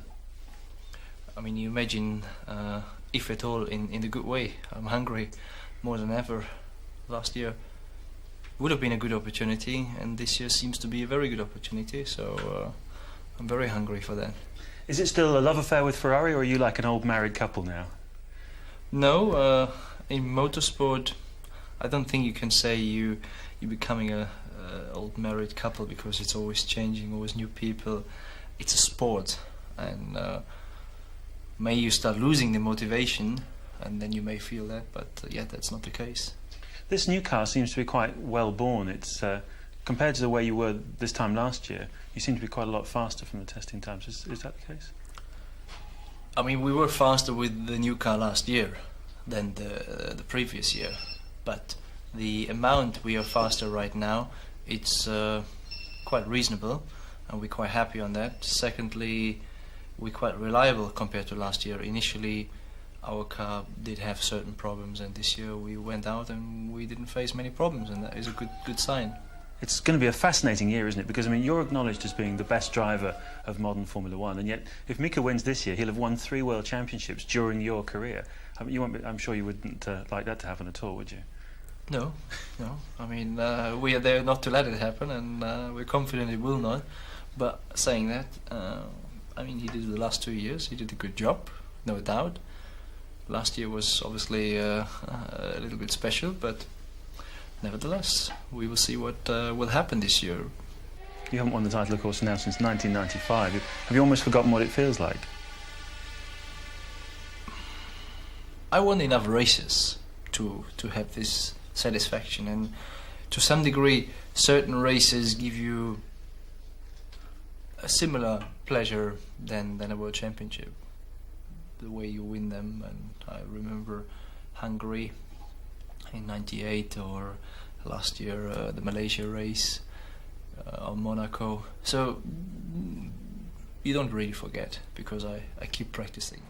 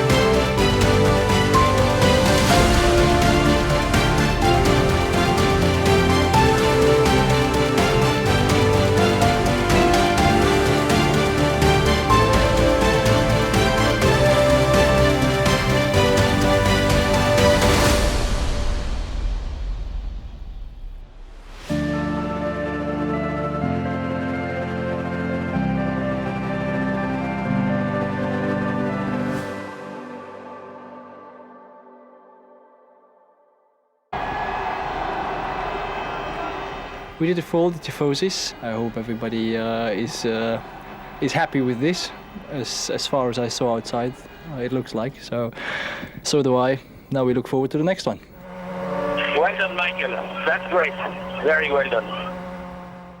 David Coulthard in pole position for the first time this year, for the 9th time in his career. There's his chief rival, Michael Schumacher, behind David Coulthard. There is Mika Hakkinen, behind Mika Hakkinen, the man I told you to watch. Look on the right, the 3rd car back, Ralf Schumacher. Watch the lights then, when the 5th, when they're all on, they'll go out, there'll be a pause, and the race will be go!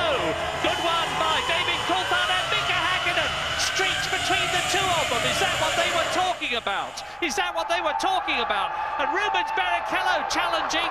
So Michael Schumacher in 2nd position between the two McLarens, and then Barrichello off goes one of the Jordans, and somebody is trailing along at the back. It is Marc Genet in the Minardi, who's had a very late start. But unlike last year when Pedro Diniz went off, and that is Trulli, Jarno Trulli, who was starting about in 8th position, and it looks as though he's out of the race already. So it's McLaren Ferrari, and then behind you can see them as we ride with Heinz Harald Frentzen now, and they're climbing up out of the Dunlop curve up towards the left and right at turns 8 and 9, up to the big curve, the sweeping right-hander, that is turn 10, and now then the Vidal chicane. So they're pretty well spread out as they come towards us now, with Mika Hakkinen leading. Schumacher will be quite happy. I think he's got a good balance on the softer tyres. He's leading the race. He can take his line wherever he likes, and Schumacher's got to make him make a mistake before he can get past. And Mika Hakkinen, twice a world champion, is not going to do that. Well, that's 2 camera angles where I've seen spots of rain on the lens, so for sure it's getting a little bit damper. Looking out of the window, no signs of umbrellas out here with the crowd at the moment, but Michael Schumacher appears to have a much better handling car at this stage of the race. The first 2 are stretching away slightly from the second 2. Schumacher is still in that 2nd place. We're on lap 9 now, and those softer tyres of Mika Hakkinen are going to start coming in as Schumacher has a look nearly to confound me, but Mika Hakkinen knows he's there. He can see that scarlet blob in his right and left mirrors as the McLaren twists and turns round this Nürburgring. Well, we've seen Michael Schumacher hounding Hakkinen before, and he has not been able to force him into a mistake. Maybe the Hakkinen of the old days would have, but this Mika Hakkinen, I have to say, is very, very rare. You see him making unforced errors, so Michael is darting around the track, just trying to distract him at any possible opportunity. What can you tell us? Well, Martin, of course, Michael Schumacher is on the hard of the 2 tyres, and we saw last year that as the rain falls and you get more and more standing water, they perform much worse than the super soft tyres which Mika Hakkinen has on. So at the moment he's doing well, but as more rain falls, and I can tell you it's falling more and more steadily now. Tremendous atmosphere here. James, Michael's got a real run on Hakkinen. Hakkinen's going to have to defend his line, otherwise Schumacher's going to outbrake him. Well, you made that too easy there, Mika. You had to defend that. 400-500 metres, 300-400 metres earlier. Too easy for Michael Schumacher. No good having a look now. Well spotted, Martin. Beautiful, beautiful drive by Michael Schumacher, who has to make... Hakkinen gives way. The Ferrari mechanics wave in delight. So now it is Ferrari, McLaren, McLaren, Ferrari, and that yellow and red flag is to indicate that the circuit is getting wet. They'll know that. They'll see these raindrops coming towards them and bouncing on their visors. And now, remember, Michael Schumacher is the absolute rain master of Formula One. Just remember the lead already that Michael Schumacher, having passed Mika Hakkinen, has built up over the McLaren driver. And Rubens Barrichello in the 2nd Ferrari is catching Hakkinen. He was about 5 seconds behind him. He's now 3.3 seconds. There is Hakkinen looking visibly, to me, slower than Schumacher and Barrichello as he rounds turn 13, followed by David Coulthard on this 13-turn corner track, and Michael Schumacher comes out of turn 8 with the German horns, the air horns blowing, the flags are waving. Schumi is their hero, and you can see Ferrari flags all round the track. A magnificent, if he gets there, and he hasn't got far to go, the Ferrari mechanics already crowding the pit lane. And Michael Schumacher is coming in to win his 4th race of the year, to extend his World Championship lead over Mika Hakkinen by a further 4 points, from 14 points to 18 points. Schumacher wins in Germany.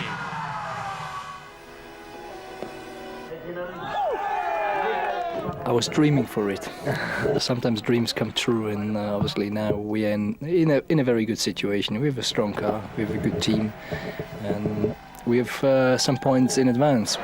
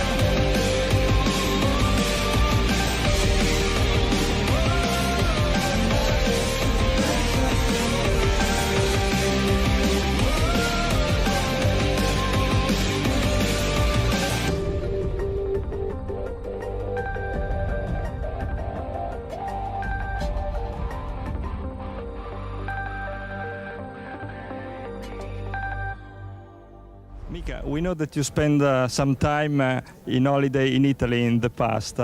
Is it a possibility to see you in the future more often in Italy, maybe in Maranello?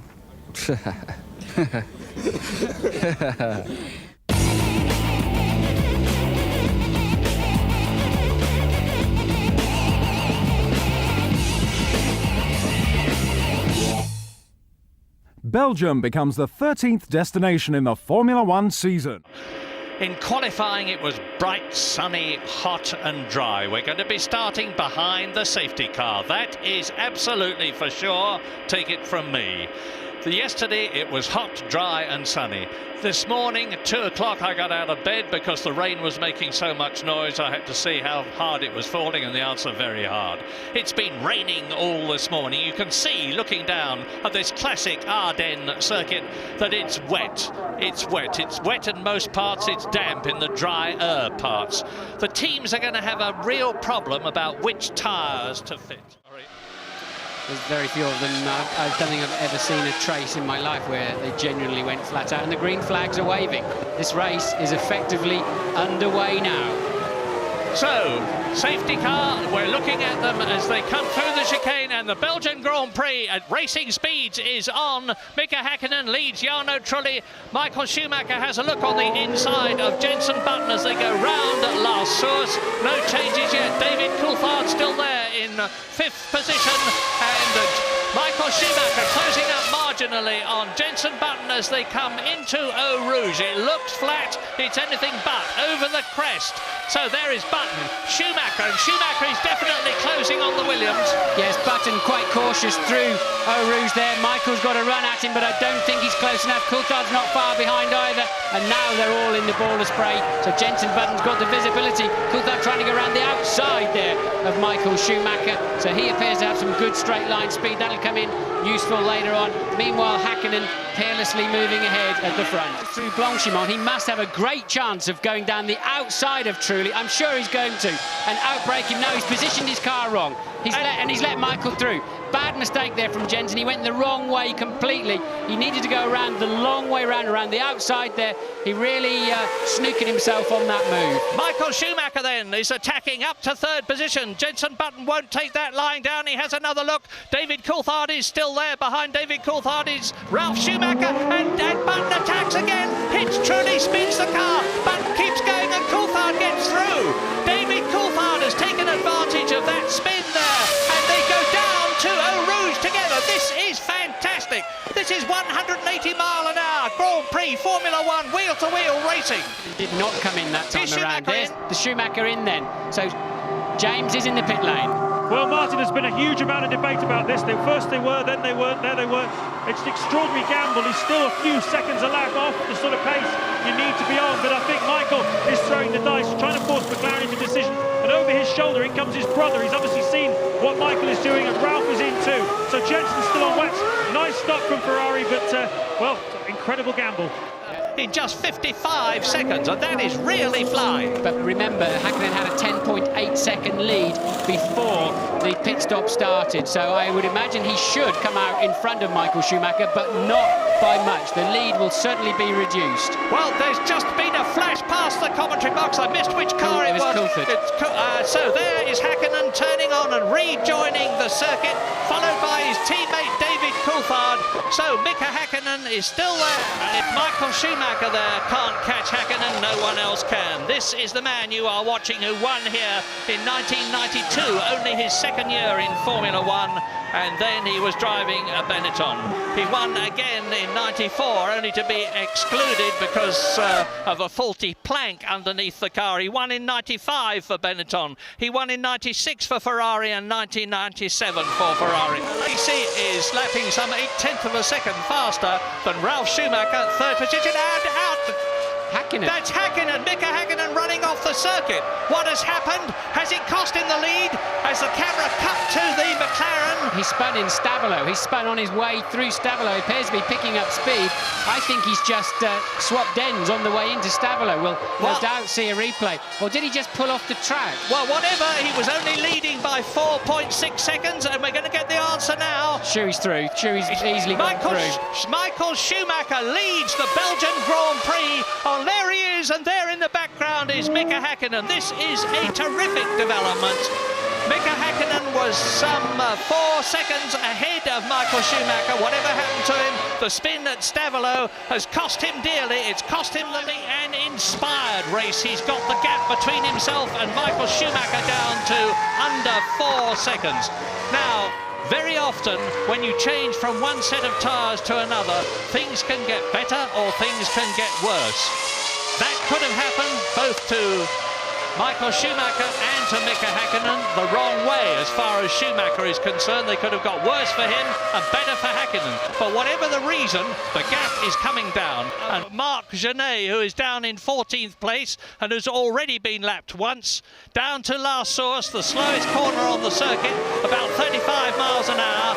So the Minardi's been lapped, the Ferrari's bearing down on them. In front of the Minardi of Marc Genet is Alexander Wurtz's Benetton down in 13th position. Over Radial, now it's here that Mika Häkkinen can close off. I don't think he's close close enough to stop. He is close enough, Murray. He has got the slipstream. We know he's got 10 kilometres an hour extra, but Michael Schumacher very firmly closing the door, leaving Hakkinen nowhere to go at all. Hakkinen had the speed, he didn't have anywhere to use it. And that reminds me of Damon Hill and Michael Schumacher. Damon Hill in the Williams, Michael Schumacher in the Benetton in 1994 had exactly the same place where Damon Hill and Michael actually banged wheels at Les Combes in their tremendous, ferocious fight for leadership in the Belgian Grand Prix, which is being repeated here again, lap 40. We've got laps 41, 2, 3 and 4 to go at the end of this one. And I have to say, it's looking as though Mika Hakkinen can take that lead and increase his lead in the championship. They're coming up to Voorts now, who is lapping some 2 seconds a lap slower than they are. They've both got much more powerful and better handling cars. They'll both pass him, but will it affect the lead?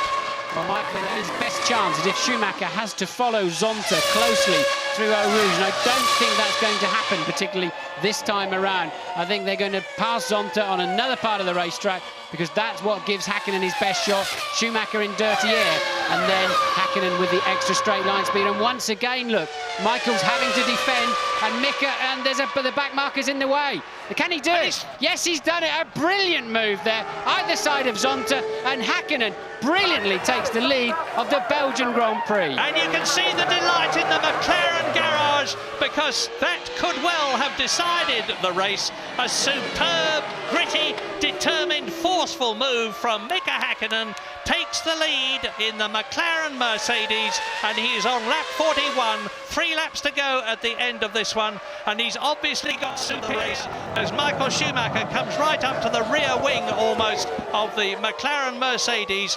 Mika Hakkinen exits the bus stop and for the first time in his career wins the Belgian Grand Prix by 1.1 seconds from Michael Schumacher.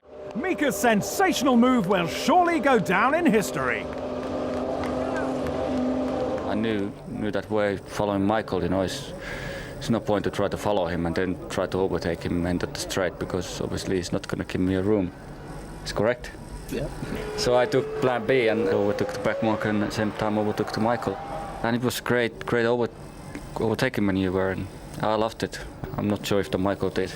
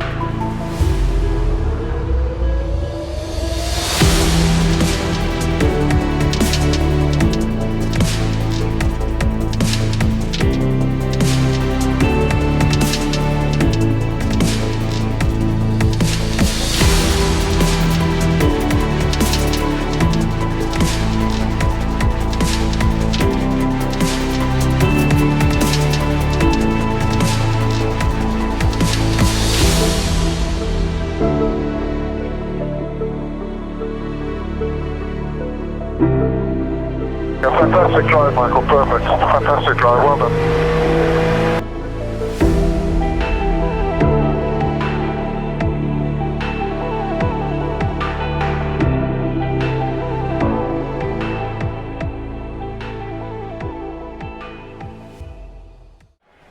And it's welcome to the top 3 finishing drivers at the 2000 Italian Grand Prix. It's Michael Schumacher, Mika Hakkinen and Ralf Schumacher. Michael, many congratulations. It's your 6th win of the season, but you've not had one for 6 races. You've done it in front of your home fans, the Tifosi, so you must be delighted. Yeah, I think delighted is the wrong word. I have no vocabulary for anything higher than that.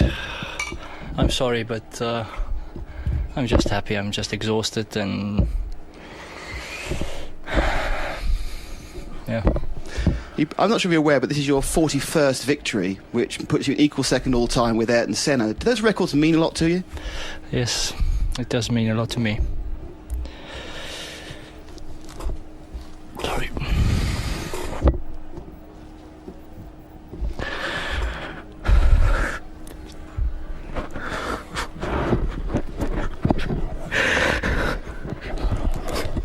Thanks, Michael. Mika, for the last 2 races, Michael's been, I think, magnanimous enough to admit that on the day you had the faster car than McLaren. Do you think today that Ferrari was just the faster car? Can we have a break? Go to Ralph. Ralph can continue.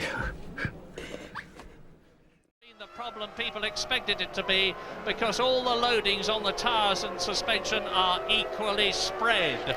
But they then come out onto the long straight past Tower Terrace, 210 miles an hour before they get up to turn 1.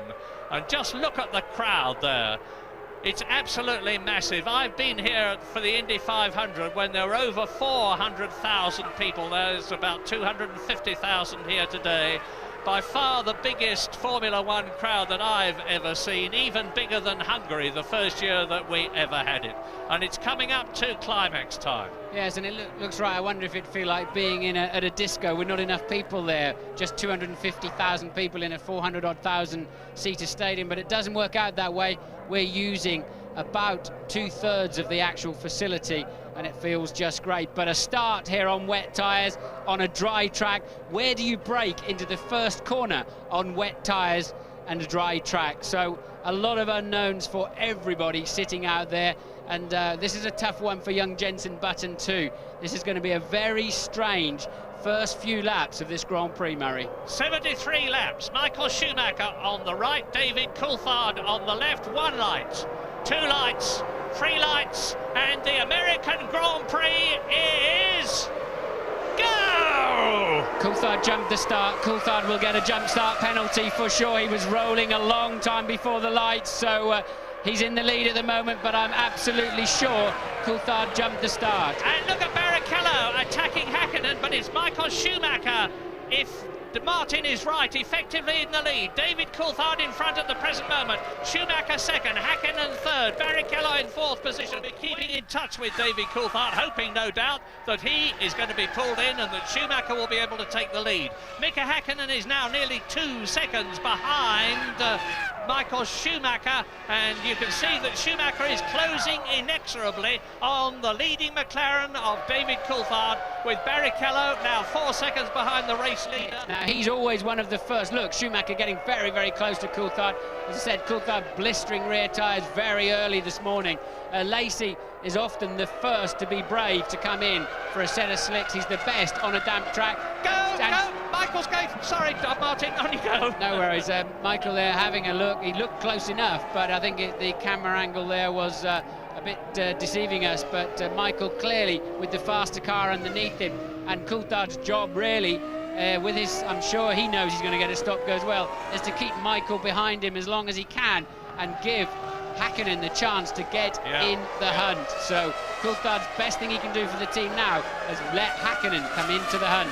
Yeah, this is lap 5, and when are the stewards going to say whatever they're going to say to Ron Dennis, boss of McLaren?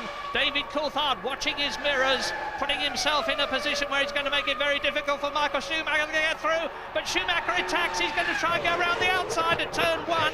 He apparently doesn't know that David Coulthard is under investigation, and look at the way that the German is fighting, sawing left, sawing right, almost cutting the gearbox of David Coulthard's McLaren in half as they go into the right-hander at turn 4. For sure, all 3 drivers at the front there will know of Coulthard's predicament. There is no they have not declared. He did manage to stop the car completely, but he was rolling before the lights, so they'll take a view on that. They've got a graph that'll be printed up on a computer of exactly, and look, Hakkinen getting a run up the inside there of Schumacher. I must say that David Coulthard is doing a masterly job, irrespective of what he thinks his future is going to be, because he's making it mighty difficult for Michael Schumacher. I do believe that if Schumacher could get past him, he could get away from him, but he can't get past him, and now he's got a big worry. He's got to A, try to get past Coulthard, B, stop Hakkinen from getting past him. You're looking at the first, second and third. There is 1.2 seconds, and the Ferrari pits are getting ready to bring somebody in. Is it Michael Schumacher? I guess it's more likely to be Schumacher than Barrichello, because Barrichello is all by himself, but it may well be the Brazilian. Barrichello is in the pits. He's out of that picture. Look, he should be in the back of that shot we just saw. So Barrichello will be coming into the pit lane. And look at the toe that Michael Schumacher's got this side. Yeah. Coulthard goes to cover the line. Schumacher goes down the outside, and they just about touch. And once again, oh, they're so close. Yes! Fantastic, and the crowd has gone berserk. They might well be Italians rather than Americans. They appreciated that. They love to see a fight, and my gosh, they got one. Now, I bet Coulthard will move over and let Hakkinen through. Yes, that's exactly what he's done. He's done his job as best he could, knowing that he's under investigation. He's held Schumacher up as long as he has, that could. The German has fought past him brilliantly. Hakkinen has taken over his opportunity to move up from one. Oh, and who is there? Is Mika Hakkinen with his car on fire. Mika Hakkinen with the McLaren on fire. Yes, he's going to have to come in, no doubt about that. Oh, this is tragic luck for the McLaren team and Mika Hakkinen. And if Michael Schumacher can stay out there, it is going to put him in a commanding lead for the World Championship.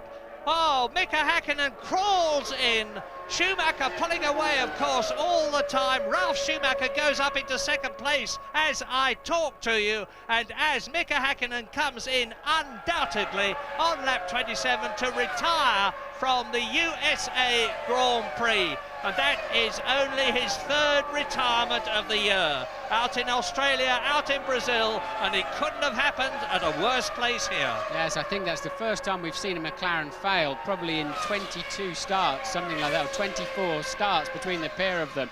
Such an unusual sight these days. Both the front runners have had great reliability, Ferrari and McLaren. McLaren probably even better. And look, it's really, there must be a hydraulic or oil line that's come adrift in there.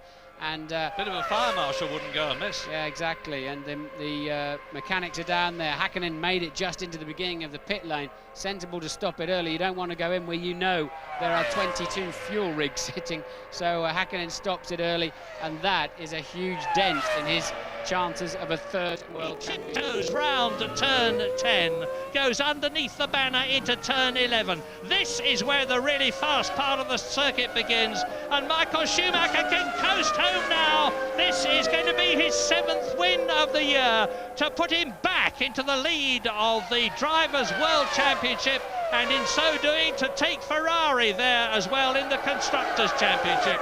Yes, victory for Schumacher. Now, the gap between himself and Rubens Barrichello, his teammate, had closed to under 13 seconds on the previous lap. There's Barrichello crossing the line to make it 16 points for Ferrari. First, Ferrari second.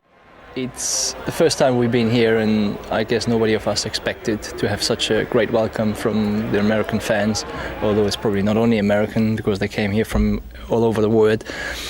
But seeing so many people here celebrating with us this victory, 1-2 for Ferrari, it's, yeah, the best. Schumacher surpasses Ayrton Senna's record number of wins. Senna coincidentally won the last US Grand Prix in '91.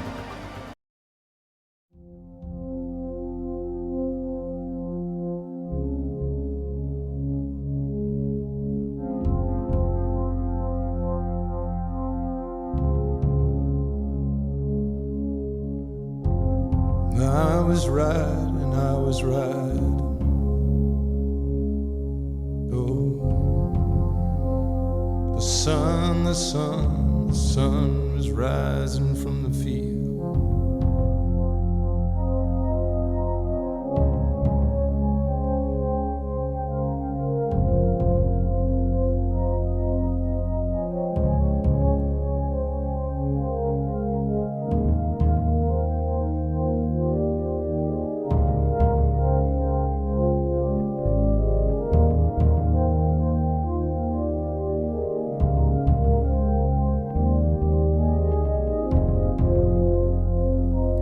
Got a feeling I just can't shake. I got a feeling that just won't go away. You've gotta just keep on pushing and keep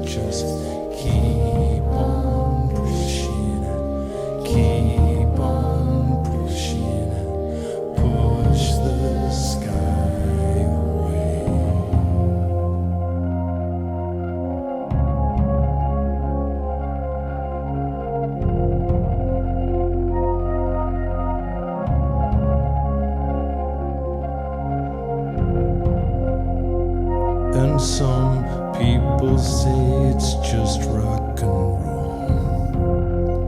roll. But it gets you right down to your soul. You've gotta just keep on pushing and keep on pushing and push the sky away.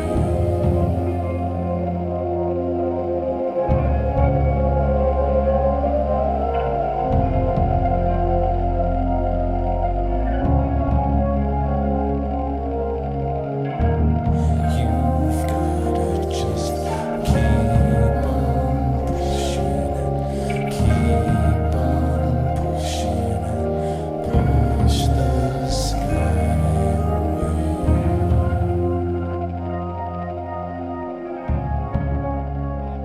As Mika Häkkinen jinks out to take up his position, David Coulthard.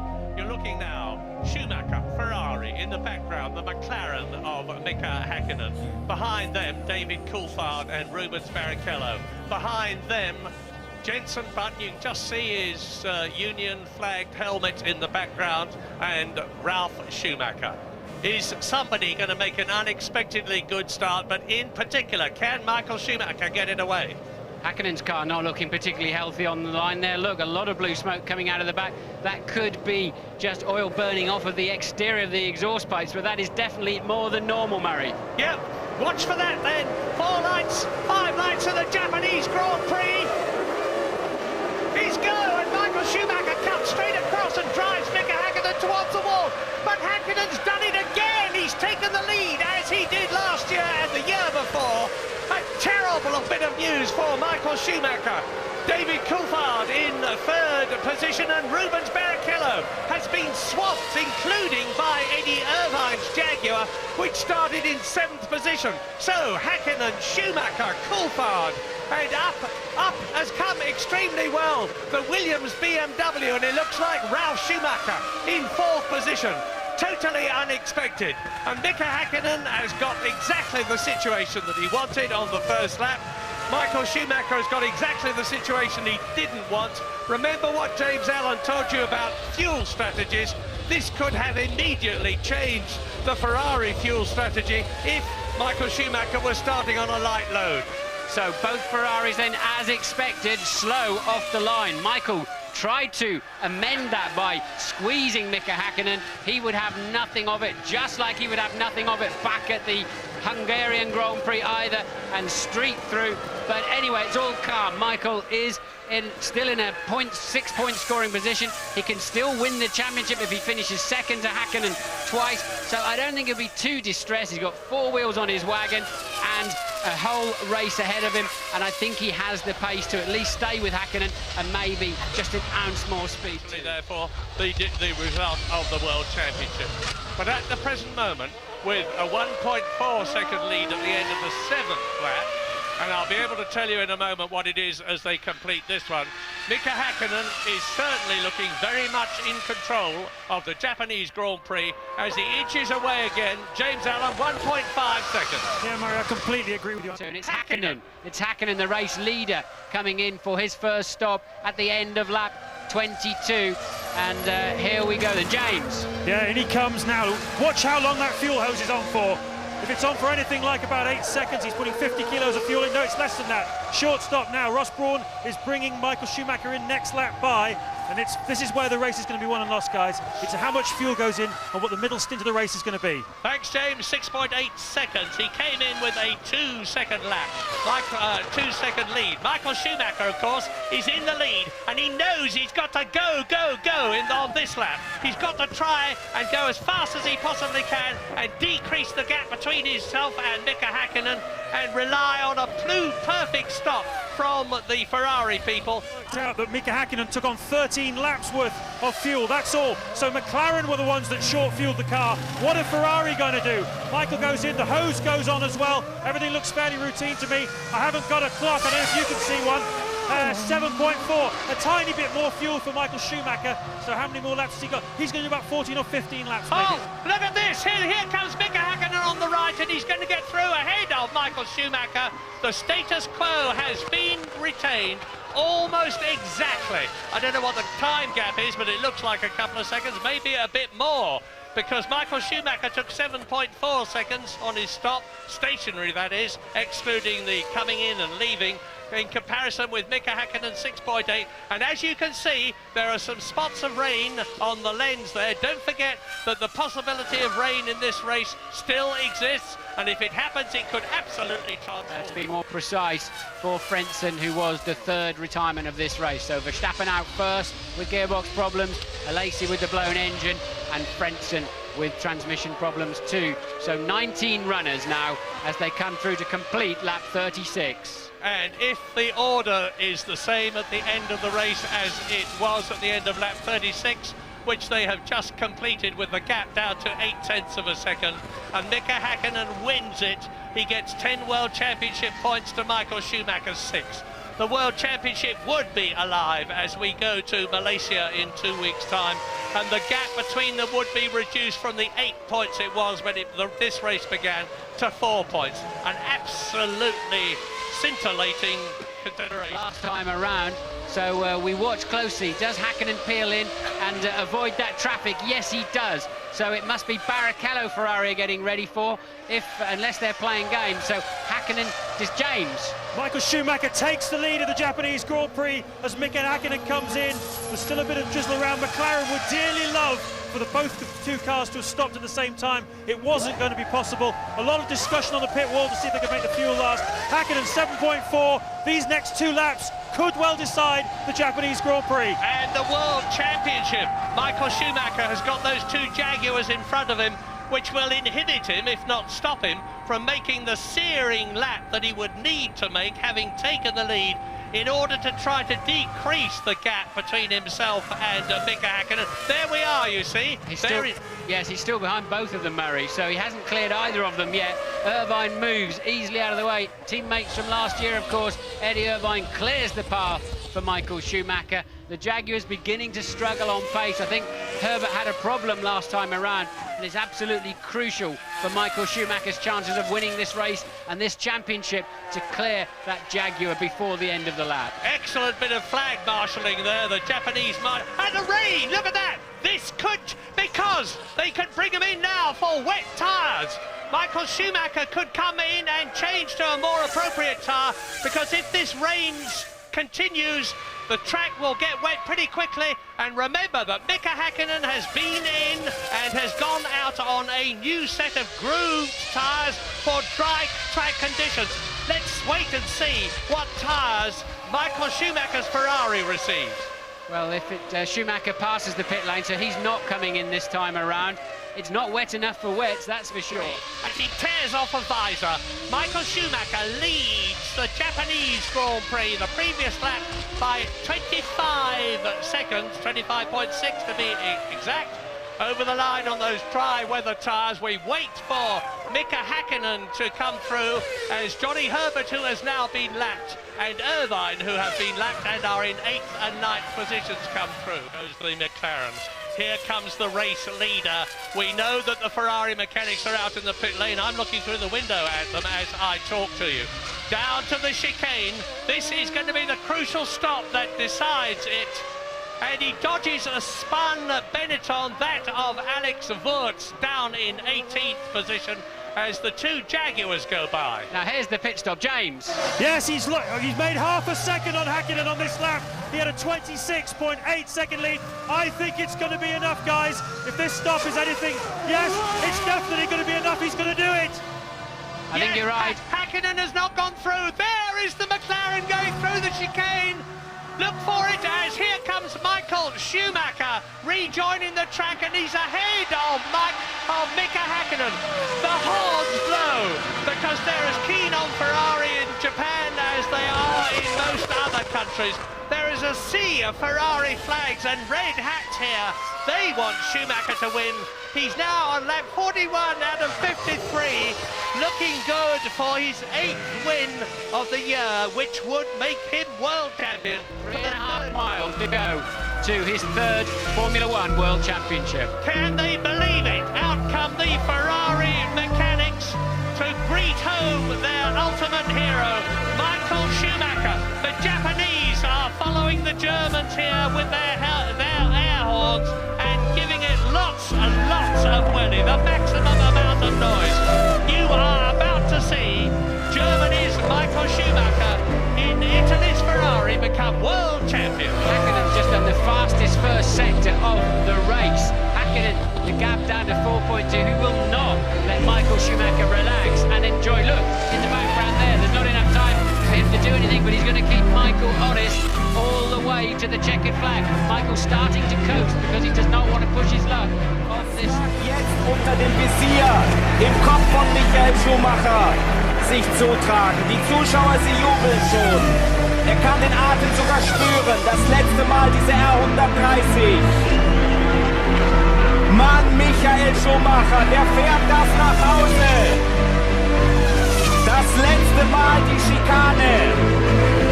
Noch 2 Kurven. Noch eine Kurve. Und Michael Schumacher gewinnt nicht nur in Japan, sondern auch den Formel-1-Titel 2000. Sieg auf der ganzen Linie. Michael Schumacher ist Formel-1-Weltmeister. Unglaublich. Was für ein Rennen.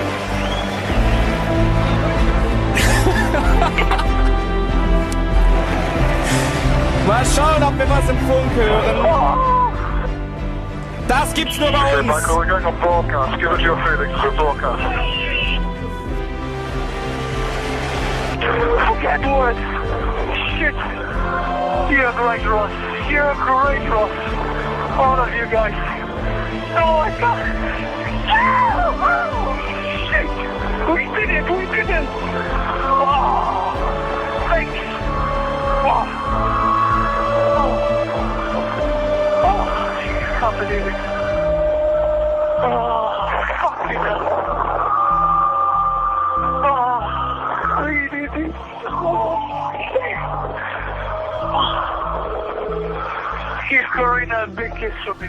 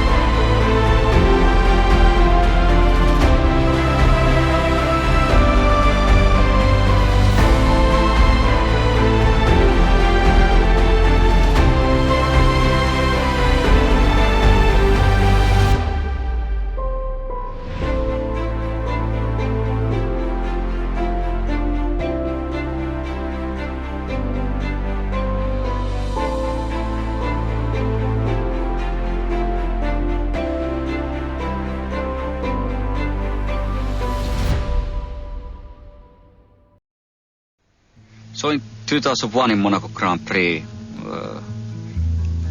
I went to see the run in a motorhome and I felt it that way.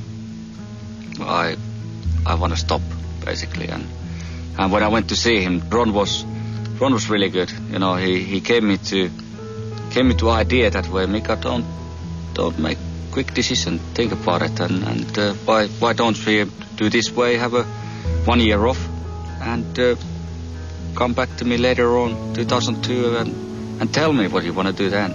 You know, for some people it can be very difficult to motivate yourself if you know about what you planning to do. But I had races what I wanted to win, and it was definitely a Silverstone, and it was definitely Indianapolis.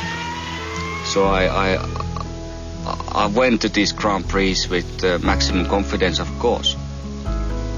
And I won them. I won both of these Grand Prix, and I cannot really explain it.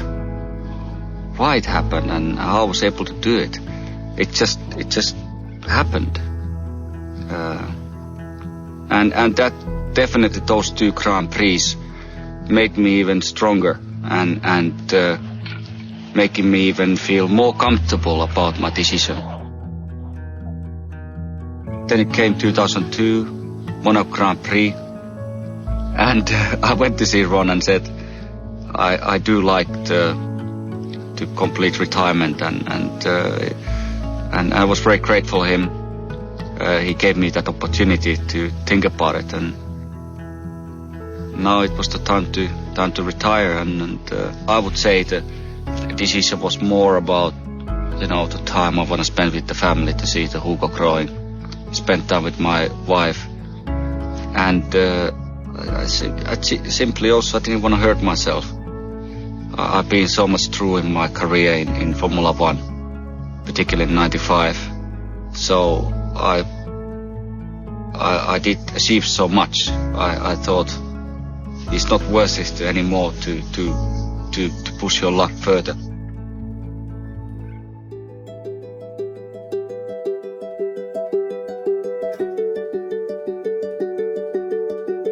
They say the holy water's watered down, and this town's lost its faith.